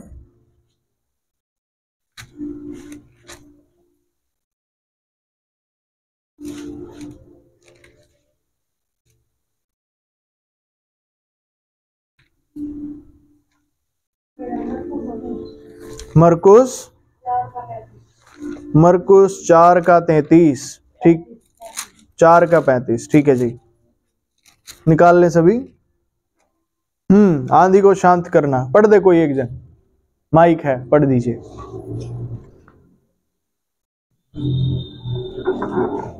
उसी दिन जब सांझ हुई तो उसने चेलों से कहा, आओ हम पार चलें। और वे भीड़ को छोड़कर जैसा वह था वैसा ही उसे नाव पर साथ ले चले। और उसके साथ और भी नावें थी। तब बड़ी आंधी आई और लहरें नाव पर यहाँ तक लगी कि वह पानी से भरी जाती थी। पर वह आप पिछले भाग में गद्दी पर सो रहा था। बस रुक जाइए। देखिए, जब बड़ी आंधी आई और लहरें नाव पर यहाँ तक लगी कि वह पानी से भरी जाती थी। एक्चुअली लहरें उस समय क्या कह रही हैं नाव को? ओ देख, हम कितनी बड़ी हैं, डूब जा, डूब जा। अब चेलों के अंदर भय भर गया कहीं, समझ रहे हैं? लहरें कह रही हैं डूब जा। बवंडर ही है ना, फिजिकल फॉर्म में, शारीरिक दशा में, सिर्फ अंदर नहीं उबल रहा है, बाहर भी आ गया कहीं। हर कोई जब समुद्र में जाता है ना, एक डर उसके अंदर होता है कि भाई कहीं तूफान और मौसम ना खराब हो जाए और हम जाते ना रहे। हर किसी के अंदर होता है, चाहे वो बड़े जहाज हैं चाहे छोटे जहाज हैं, हर किसी को तूफान का डर होता ही है, ठीक है, समझिएगा, ठीक है। मैं आपको बता रहा हूं, हर बवंडर जो आपके अंदर से भी उठ रहा है वो यही कहेगा, बह जा मेरे अंदर से। आपने उसका इनकार करना ही पड़ेगा, आपको उसे कहना ही पड़ेगा नो। और फिर इंतजार कीजिए, समझ रहे हैं? फिर आप इंतजार कीजिए। अब इंतजार करके क्या होगा जी? अब मार्ग दिखेगा आपको, क्या करना है, कैसे करना है। यीशु मसीह मिलेंगे। मान लीजिए अब वो पति वाला उदाहरण हम ले रहे हैं, तो अब पति ने क्या किया? वहां पे इनकार कर दिया उस बवंडर का, कहीं ना कहीं नो, ठीक है। उसने जब इनकार कर दिया पति ने उस बवंडर का कहीं भी तरही, तो अब क्या होगा? पति को रास्ता मिलेगा कि यार ये पत्नी को ना कैसे समझाया जाए कि वो इस शैतान का साथ छोड़े, वो इस शैतान का साथ छोड़े।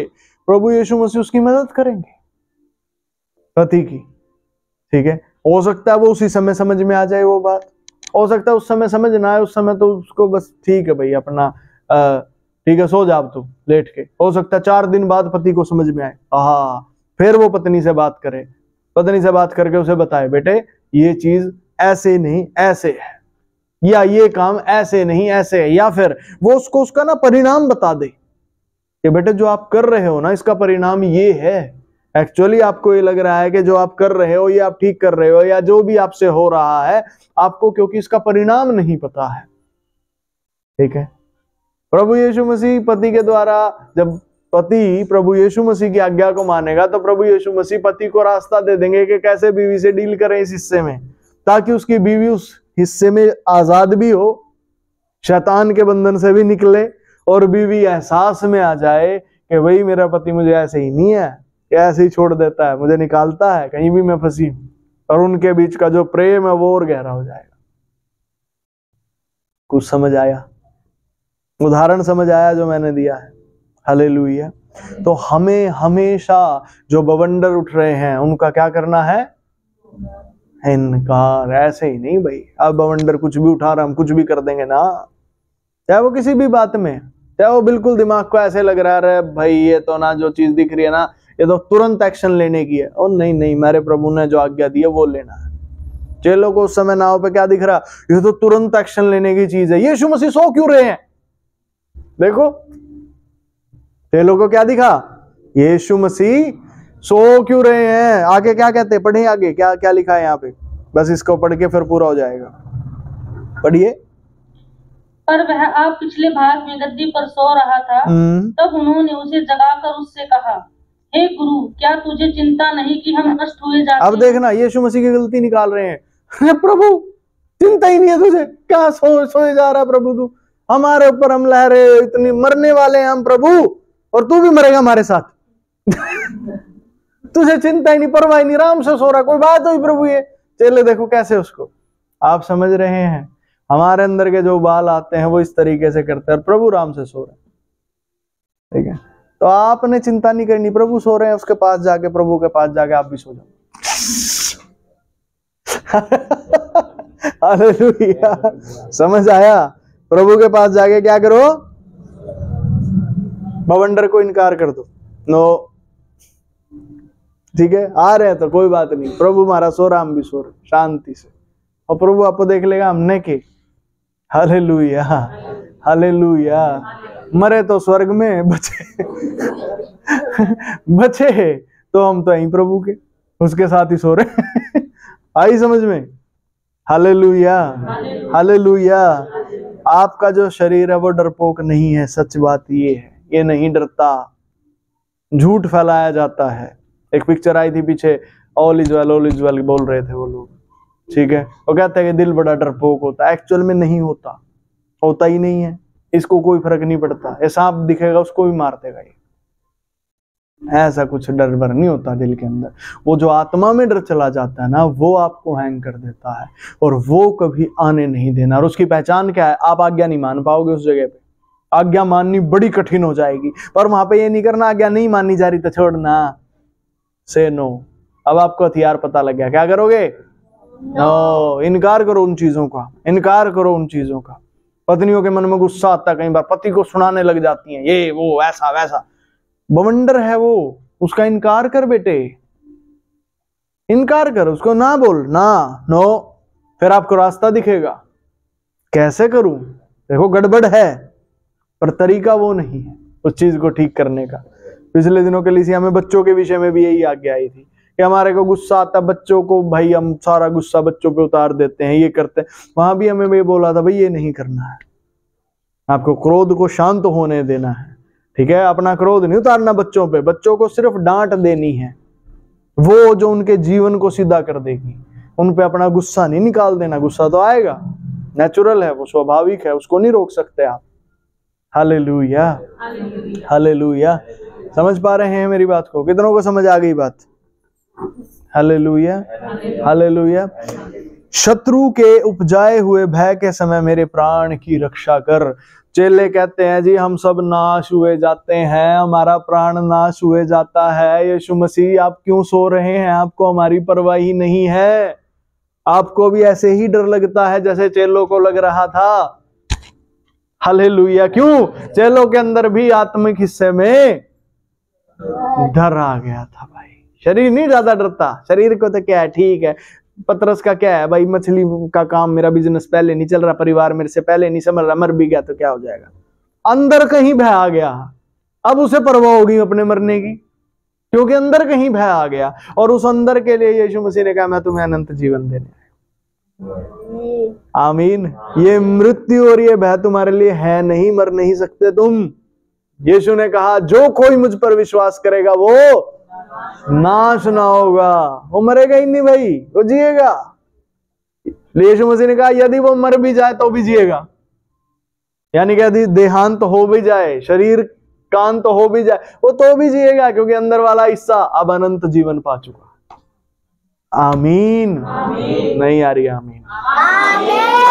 हालेलुया, समझ रहे हैं? ठीक है जी। आमीन का मतलब होता है स्वीकार हो, हम ये बात स्वीकार करते हैं, ऐसा ही हो हमारे जीवन में। ठीक है। हालेलुया का मतलब होता है प्रभु आपकी महिमा हो। आमीन, आमीन। ठीक है जी, समझ आ गई? इस वचन में किसी के कोई डाउट? हमारा समय भी पूरा हुआ है और मीटिंग को भी हम पूरा कर रहे हैं। किसी का कोई अगर सवाल है जो आज बात प्रभु ने समझाई है?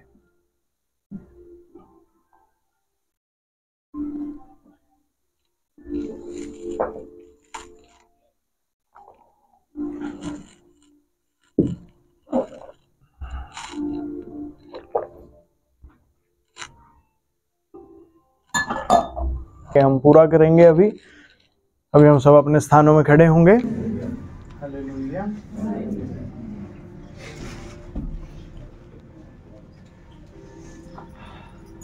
हालेलुया,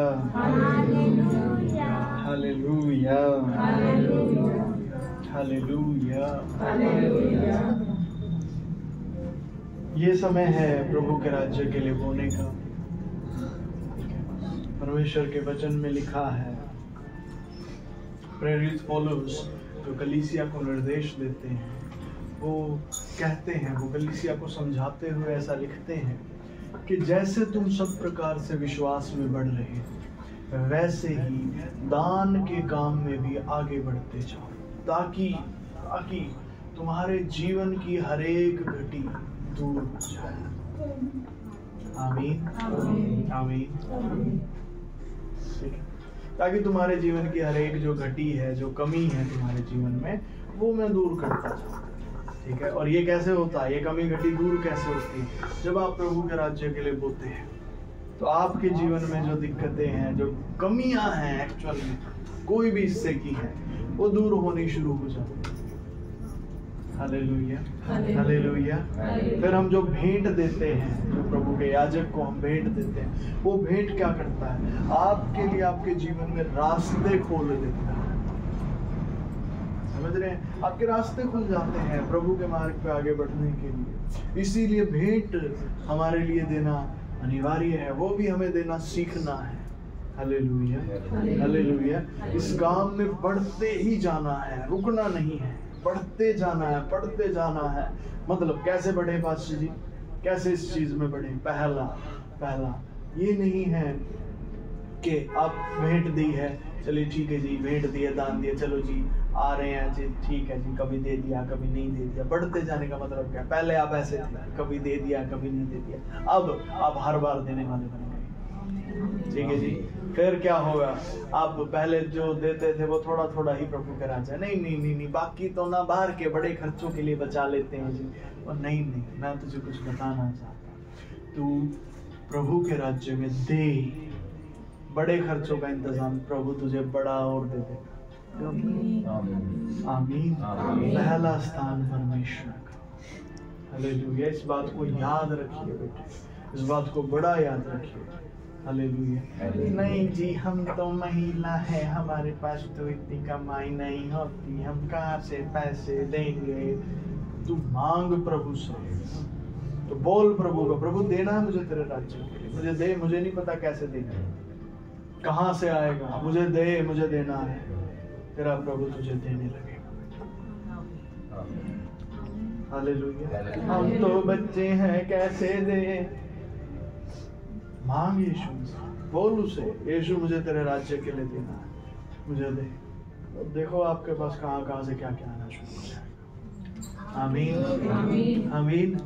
आप समझ रहे हैं, ये ऐसी गवाहियां हमारे पास, ये मैं ऐसे ही नहीं बोल रहा हूँ, गवाहियां हैं। जब आपने मांगा है कि मुझे प्रभु के राज्य के लिए देना है, लोगों को मैंने देखा है जब उन्होंने प्रभु को कहा कि प्रभु मैं ना तेरे राज्य में बो रहा हूँ पर थोड़ा बो पा रहा हूँ, उनकी तनख्वाह, उनकी इनकम, उनकी कमाई दुगनी कर दी प्रभु ने, 3 गुना कर दी उनकी कमाई प्रभु ने। आप में से कितने चाहते हैं जी हो जाए ऐसे? हम चाहते हैं। तो मैं कहता हूँ अपना हृदय प्रभु की ओर लगाओ, उसको बोलो प्रभु मैं तेरे राज्य में दूंगा। कमिटमेंट करो, ये नहीं चोर की तरह हाँ जी ठीक है प्रभु से बढ़वा ली सैलरी तो और फिर देने के लिए गाए, वो चीज नहीं होनी चाहिए। मैं कहता हूँ वहां फिर गड़बड़ है। बाइबल में लिखा है, लिखा है जो कोई जो कुछ मन्नत प्रभु के सामने माने उसे पूरा करे। हालेलुया। जो मन्नत तू प्रभु के सामने माने उसे पूरा कर, पूरा कर, वो पूरी होनी चाहिए बेटे। Hallelujah hallelujah hallelujah. समझ रहे हैं कि नहीं समझ? इतना कहते हैं जी समझ आ रही है। हालेलुया ठीक है जी। तो आनंद के साथ बोने के लिए कितने तैयार है कि प्रभु के राज्य में आनंद से मैं बोऊंगा। Hallelujah hallelujah. आनंद के साथ बोई हुई भेंट स्वीकार। समझ रहे? कुड़ आगे नहीं। बाइबल में नजर रखेंगे अरे चलो पास्टर जी ने बोल दिया देना ही पड़ेगा, ऐसे नहीं, समझिएगा। बाइबल में ऐसा लिखा है कोई भी कुड़कुड़ा के नहीं दे, कुड़कुड़ा के नहीं, ठीक है? कुड़कुड़ा के कोई भेंट स्वीकार नहीं होती, कोई दान स्वीकार नहीं होता, ना ही किसी दबाव से। आप समझ रहे हैं? पास्टर जी का काम क्या है? जो वचन परमेश्वर मुझे देते हैं, मेरा काम है आपको सिखाना, कलीसिया को सिखाना, ताकि जब आप यीशु मसीह के सामने वहां पे खड़े होंगे ना, बादलों में उसके सामने खड़े होंगे, आप लज्जित ना हो। आपको ये ना हो वहां पे आपको स्वर्गदूतों के सामने जब खड़ा होगा ना बेइज्जती महसूस होगी, कुछ आता जाता तो है नहीं से, आ गया स्वर्ग में मुंह उठा। वहां ये चीज नहीं होनी चाहिए, ये मेरा काम। समझ आया आपको? वहां पे आपकी बेइज्जती ना हो, वहां आप लज्जित ना हो, इसीलिए मेरा काम है। परमेश्वर मुझे वचन देते हैं, मैं आप तक पहुंचाता हूँ। आप समझ आई है? ये दबाव के तौर पे नहीं होता कि भाई मैं कह रहा हूँ इसलिए दे रहे हो। नहीं नहीं, मेरा क्या मतलब है भाई, मेरे कहने से तो आप क्यों दो? आप इसलिए दो क्योंकि आपको सिखा रहे हैं कलीसिया में कि बेटे ये तरीका है आगे बढ़ने का, यही तरीका है एकमात्र परमेश्वर। Hallelujah hallelujah hallelujah. आप समझ रहे हैं इस बात को? ठीक है, बाइबल में लिखा है, शास्त्र गवाही देते हैं इस बात की कि कलीसिया इस तरीके से यीशु मसीह के सामने प्रकट हो कि उसमें कोई दाग धब्बा, कोई झुर्री नजर ना आए, उससे वो सुंदर दिखे। सुंदर कब दिखेगी? जब वो आज्ञाओं को मानना सीखेगी। आमीन। तो ना तो कोई दबाव से, ना कोई कुड़ की। क्या चल रहा है इधर ध्यान दें और बातों पे, ठीक है? ना तो कोई दबाव से, ना कोई कुड़ के, परंतु कैसे दान करे? हर्ष के साथ। हालेलुया हर्ष के साथ दान करना है। हर्ष के साथ कैसे दान करेंगे जी? यहाँ कौन है हर्ष जिसके साथ दान करेंगे? हर्ष तो एब्सेंट आ जाए नहीं। हालेलुया। समझिए ध्यान से, कैसे दान करेंगे हर्ष के साथ? हर्ष का मतलब है आनंद पूर्वक। अरे मैं बो रहा हूँ, मेरे को मेरा प्रभु कहीं बना देगा। समझ रहे हैं? पास्टर जी ये लालच नहीं होगा, हम तो प्रभु से लेने के लिए दे रहे। अरे लालच नहीं होता, इसको लालच नहीं कहते, इसे आनंद कहते हैं। ये हर्ष है एक्चुअली। ये शैतान है जो आपको लालच और हर्ष में फर्क नहीं समझने देता कभी। ये लालच नहीं होता प्रभु मैं बोल रहा हूँ, मुझे प्रभु कहीं घुमा देगा, ये लालच नहीं है, ये हर्ष है। लालच क्या, मैं बताता हूँ। प्रभु की आज्ञा है बोलना है, नहीं बचा लेते हैं, ये लालच है। कुछ समझ आया फर्क लालच में और हर्ष में? हर्ष क्या है? मैं बोल रहा हूँ आज, ठीक है, प्रभु मुझे इतना देगा, अगले महीने से ज्यादा दूंगा। ये हर्ष है, यही तो खुशी। और खुशी क्या होगी बताओ? और खुशी क्या होगी? क्या ये खुशी होगी अरे चलो थोड़ा सा है इसमें से दे देता हूँ, फिर तो क्या है अगली बार तो कुछ होना ही नहीं मेरे पास, ये इसमें क्या खुशी? आज है आज दे देता हूँ, अगली बार तो कुछ मेरे पास बचना ही नहीं। इसमें क्या हर्ष होगा भाई, इसमें तो दुख वाली बात हो गई। हर्ष क्या है, मैं आज वो रहा हूँ, अगली बार प्रभु मुझे और देगा, मैं और ज्यादा दूंगा। आमीन। उससे अगली बार और ज्यादा देगा, मैं और ज्यादा दूंगा। यही आनंद है। हालेलुया। इसी के साथ बोना है। हर किसी ने एक ही बात की आशा रख के, एक ही बात की उम्मीद, बोने में और कोई उम्मीद नहीं होती, यही उम्मीद हो के फसल आएगी। किसान बीज क्यों बोता है खेत में, बस यही की उम्मीद होती है फसल। नहीं जी, जमीन को भूख लग रही होगी इसलिए खिला दिया उसे दाना।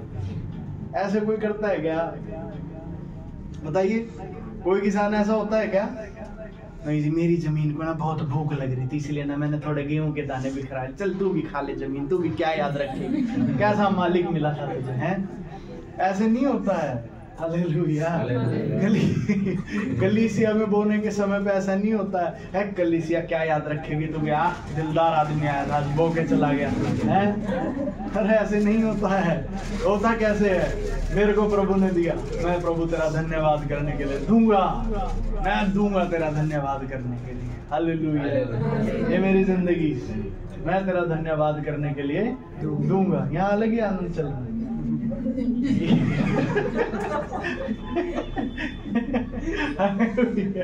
Hallelujah, hallelujah. ठीक है जी, मैं तेरा धन्यवाद करने के लिए दूंगा प्रभु, और तू मुझे और देगा। ये लालच नहीं है, ये हर्ष है। मैं दूंगा तो मुझे और देगा, मैं दूंगा तो मुझे और देगा। समझ रहे हैं कि नहीं समझ रहे हैं? इसी को हर्ष कहते हैं। ऑनलाइन वाले भी सभी सुनिए, हर्ष इसी को कहते हैं, और कोई हर्ष नहीं होता। Hallelujah, hallelujah, hallelujah. ठीक है जी, तो तैयार हैं प्रभु के राज्य के लिए बोने के लिए? आमीन। आनंद के साथ एक भजन हम गाएंगे शिष्य सुरजीत के साथ। धन्यवाद। यीशु ने हमें छुड़ाया है पापों के जाल से, यीशु ने हमें बचाया है शैतान की चाल से। तो गाओ हालेलुया, तो गाओ हालेलुया, तो गाओ हालेलुया।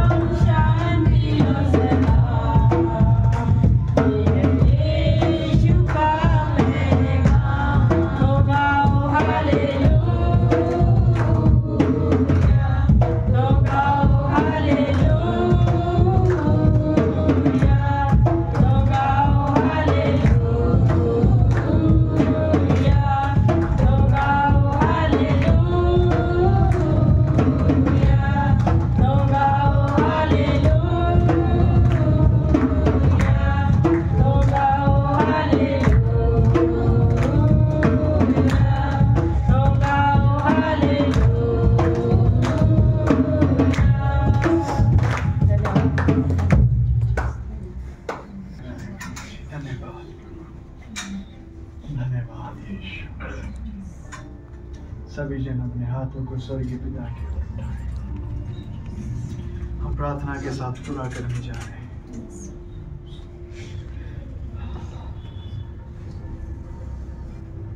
धन्यवाद प्रभु यीशु मसीह, धन्यवाद प्रभु यीशु। यहाँ मौजूद हर एक जन जिसने आज आपके राज्य के लिए बोया, वो कई गुना प्रतिफल काटने पाए, वो कई गुना ज्यादा पाने पाए और उसे और ज्यादा उदारता दे प्रभु, ताकि वो आपके राज्य में और बोना सीखे, ताकि वो आपकी महिमा के लिए और करना सीखे, ताकि वो आपकी महिमा उसके जीवन से और ज्यादा बाहर पड़े और दुष्टताएं जो उसके जीवन में भी कार्यकारी और हावी होती हैं, आपका याजक होने के अंतर्गत उसकी उन दुष्टताओं की परिस्थितियों में इनकार करता हूँ। I say no to them, Lord। अब शैतान तो उनके जीवन के इन हिस्सों में जहाँ तू अभी उन्हें सता रहा है नहीं सता सकता। उनके आत्मिक हिस्सों में जो तू डर को भेज रहा है तो वहाँ नहीं भेज सकता। इसे नो।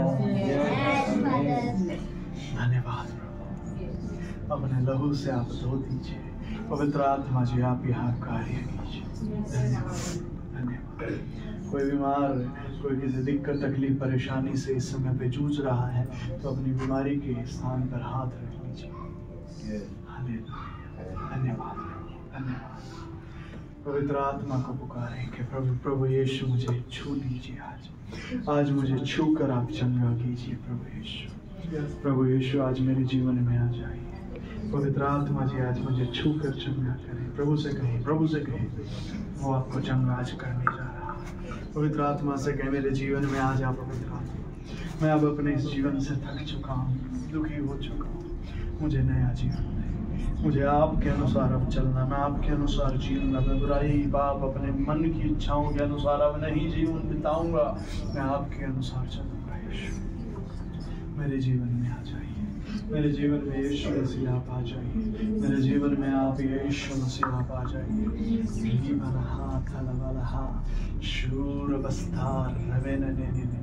और मैं आपकी महिमा को पूरा पूरा अब देखना चाहता हूँ। अब मैं थोड़ा नहीं, कम नहीं, पूरा पूरा देखना चाहता हूँ।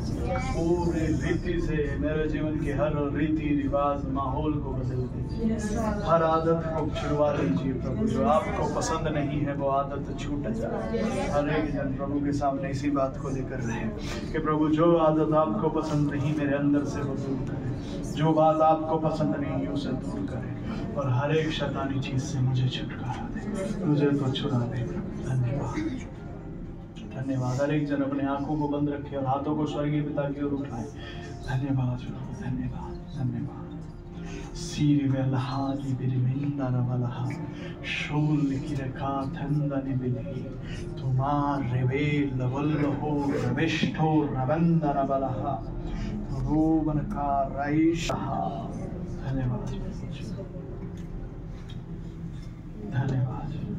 जो कोई भी बीमारी यहाँ मौजूद है उन सब बीमारियों को आदेश देता हूँ यीशु के नाम से निकल जाओ। Get out right now। तुरंत हर एक जन जो इस कमरे में, इस कक्ष में मौजूद है उसके अंदर से बीमारियां निकल कर चली जाओ। Get out right now in the name of Jesus। जहाँ कहीं वो सताया जा रहा है निकल जाओ। दुष्ट आत्माएं जहाँ कहीं तुमने जकड़ा है, अकड़ा है, पकड़ा है, यीशु के नाम से निकल जाओ। Get out right now in the name of Jesus Christ। कोई भी नशे की लत यहाँ पर जो है यीशु मसीह के नाम से निकल जाओ। Get out right now। जाने दीजिए उन सारी बुरी चीजों को अपने से दूर। चाहे वो स्मोकिंग है, चाहे वो शराब पीना है, चाहे वो कोई भी अन्य, चाहे वो लड़ने की लत है, चाहे वो कोई भी बुरी लत है, जाने दीजिए अपने से दूर।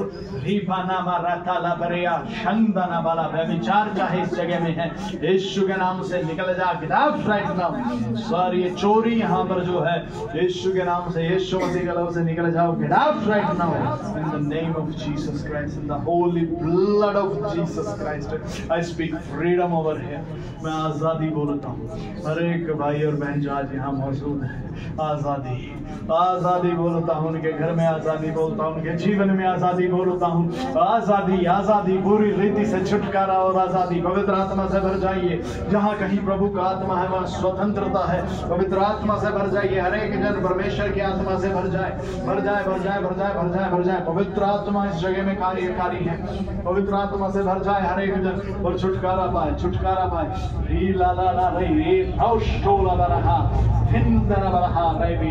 पवित्र आत्मा की आग इस जगह में उतर रही है। ओ उसकी आग यहाँ पर उतर रही है और भस्म कर रही है हर एक गढ़ को जो शैतानी है, हर एक बुराई जो आपके अंदर है वो चल रही है। खानननी आंदोलोलोबो शोस्तलका बीबलमा मम्मी रतंदना रष्टो रष्टकलहा ओ स्थाले बिरहे। Fire in the name of Jesus Christ. Fire in the name of Jesus Christ. पवित्र आत्मा की आग आप पर उतर रही है। आप पवित्र आत्मा की गर्मी को महसूस कर सकते हैं अपने अंदर, उसे महसूस कीजिए। Feel the fire in you. Feel the fire of the Holy Ghost in you. Feel that fire. Feel that fire. ये पवित्र आत्मा की आग है जो आपको पवित्र कर रही है। उसकी पवित्रीकरण में बहते जाइए, उससे पवित्र होते जाइए, उससे पवित्र होते जाइए। छोड़ दे अपनी सारी बीमारियों को, जाने दे अपने से दूर। छोड़ दे अपनी सारी बुराइयों को, छोड़ दे सारी बुरी आदतों को, छोड़ दे सारी बुरी लतों को जो आपको आपके परमेश्वर की आज्ञा को नहीं मानने देते हैं। ओ छोड़ दे, छोड़ दे, छोड़ दे। छुटकारा आपके जीवन में आ रहा है, छुटकारा आपके जीवन में आ रहा है। री ना ना ना ना रे लो शंदना बरहा वस्ता करहिंदिनी कोरा कटालबे तोलो रहा रेस्टो ले रबस्टो रबंदनबा। छुटकारे को ले ले, छुटकारे को ले ले। बुरी चीजें, बुरी लतें को छोड़ दे, जाने दे। पवित्र आत्मा की आग से भर जाइए, आग से भर जाइए पवित्र आत्मा की। फोर राष्ट्राला रीडो नमा मामा मिया कोर राष्ट्राला रे री री ने नमा अंदो नबा। धन्यवाद, धन्यवाद, धन्यवाद। आपके नाम की बड़ी महिमा यहाँ पर होने दीजिए, होने दीजिए, होने दीजिए। प्रभु की गवाहियाँ उठ उठ के आए, होने दीजिए प्रभु के सब लोग आपसे आज मिलने। यीशु मसीह वो आपके चमत्कारों को आज देखें और आपके आनंद में आपके साथ एक हो जाए।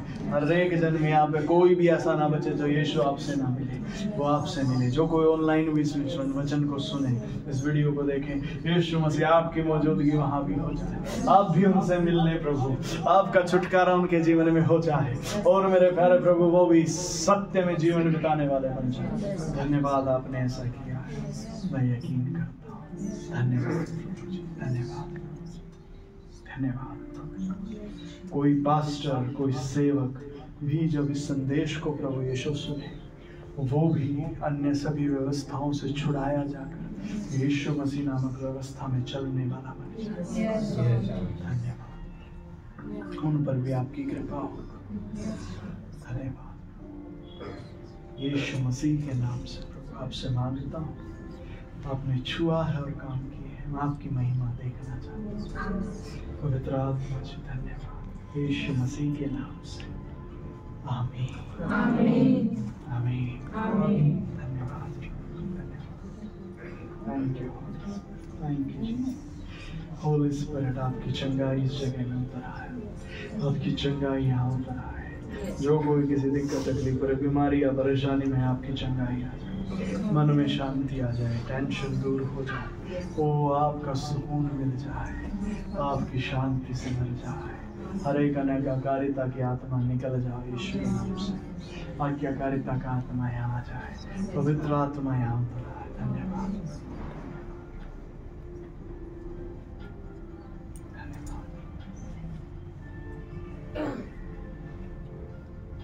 यीशु मसीह के नाम से आमीन, आमीन, आमीन। Hallelujah, hallelujah, hallelujah, hallelujah. ठीक है जी, कोई है यहाँ पे जो किसी दिक्कत में आया था, अभी ठीक हो चुका है?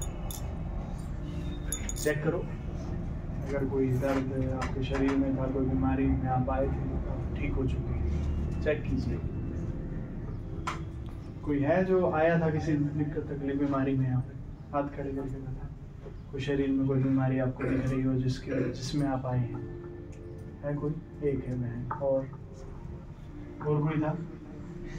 ठीक है जी, क्या दिक्कत थी सिस्टर? जब मेरे पास्टर जी बैक में ना कंधों में दर्द था। अच्छा जी, अभी कैसा है? अभी नहीं है, चेक कर लो सिस्टर। नहीं। तभी यीशु के लिए धन्यवाद नहीं, ठीक है, करेंगे, बस। तभी धन्यवाद बनेगा ना, कुछ किया है यीशु मसीह ने। नहीं, धन्यवाद है प्रभु जी का, मुझे चंगाई दी। अभी नहीं है, कोई कंधे में दर्द नहीं।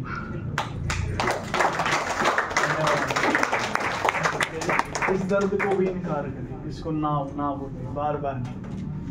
समझ पा रहे हैं? कई बार कोई चीज होती है जो आपके पास बार बार आ जाती है, ठीक की, प्रार्थना की, फिर वो बार बार आ जाती है, आप क्या करें? उसका इनकार करें। नो, आप ना बोलिए उसे, नहीं भाई बार बार नहीं चाहिए, नहीं, नो, बस आपको नो बोलना, ठीक है? वो आनी बंद। आमीन आमीन हालेलुया हालेलुया। ठीक है जी, कितनों ने पवित्र आत्मा की उपस्थिति को महसूस किया इस प्रार्थना के लिए? अच्छे से हाथ खड़े करके बताएं हालेलुया। ठीक है जी, किसने यीशु मसीह से बातें की इस प्रार्थना के दौरान? 1 2 3 हालेलुया। कुछ बताना चाहें तो बताएं, क्या यीशु मसीह ने आपसे बात करी है, किस विषय में बात की है? ठीक है जी, आगे तुरंत बताएं हालेलुया। किसने कैसे? ठीक है जी, दूसरे बहन पीछे हैं, आपकी भी पर्सनल बात है सुश्री? और ठीक है जी, हालेलुया हालेलुया। ठीक है जी, पर इतना है कि बात हुई। प्रभु यीशु मसीह का बड़ा धन्यवाद है। आप सब भी प्रभु यीशु मसीह से बात भी कर सकते हैं, अपने जीवन की व्यक्तिगत बातें भी की जा सकती हैं। आमीन। यीशु मसीह आपका अपना। हालेलुया।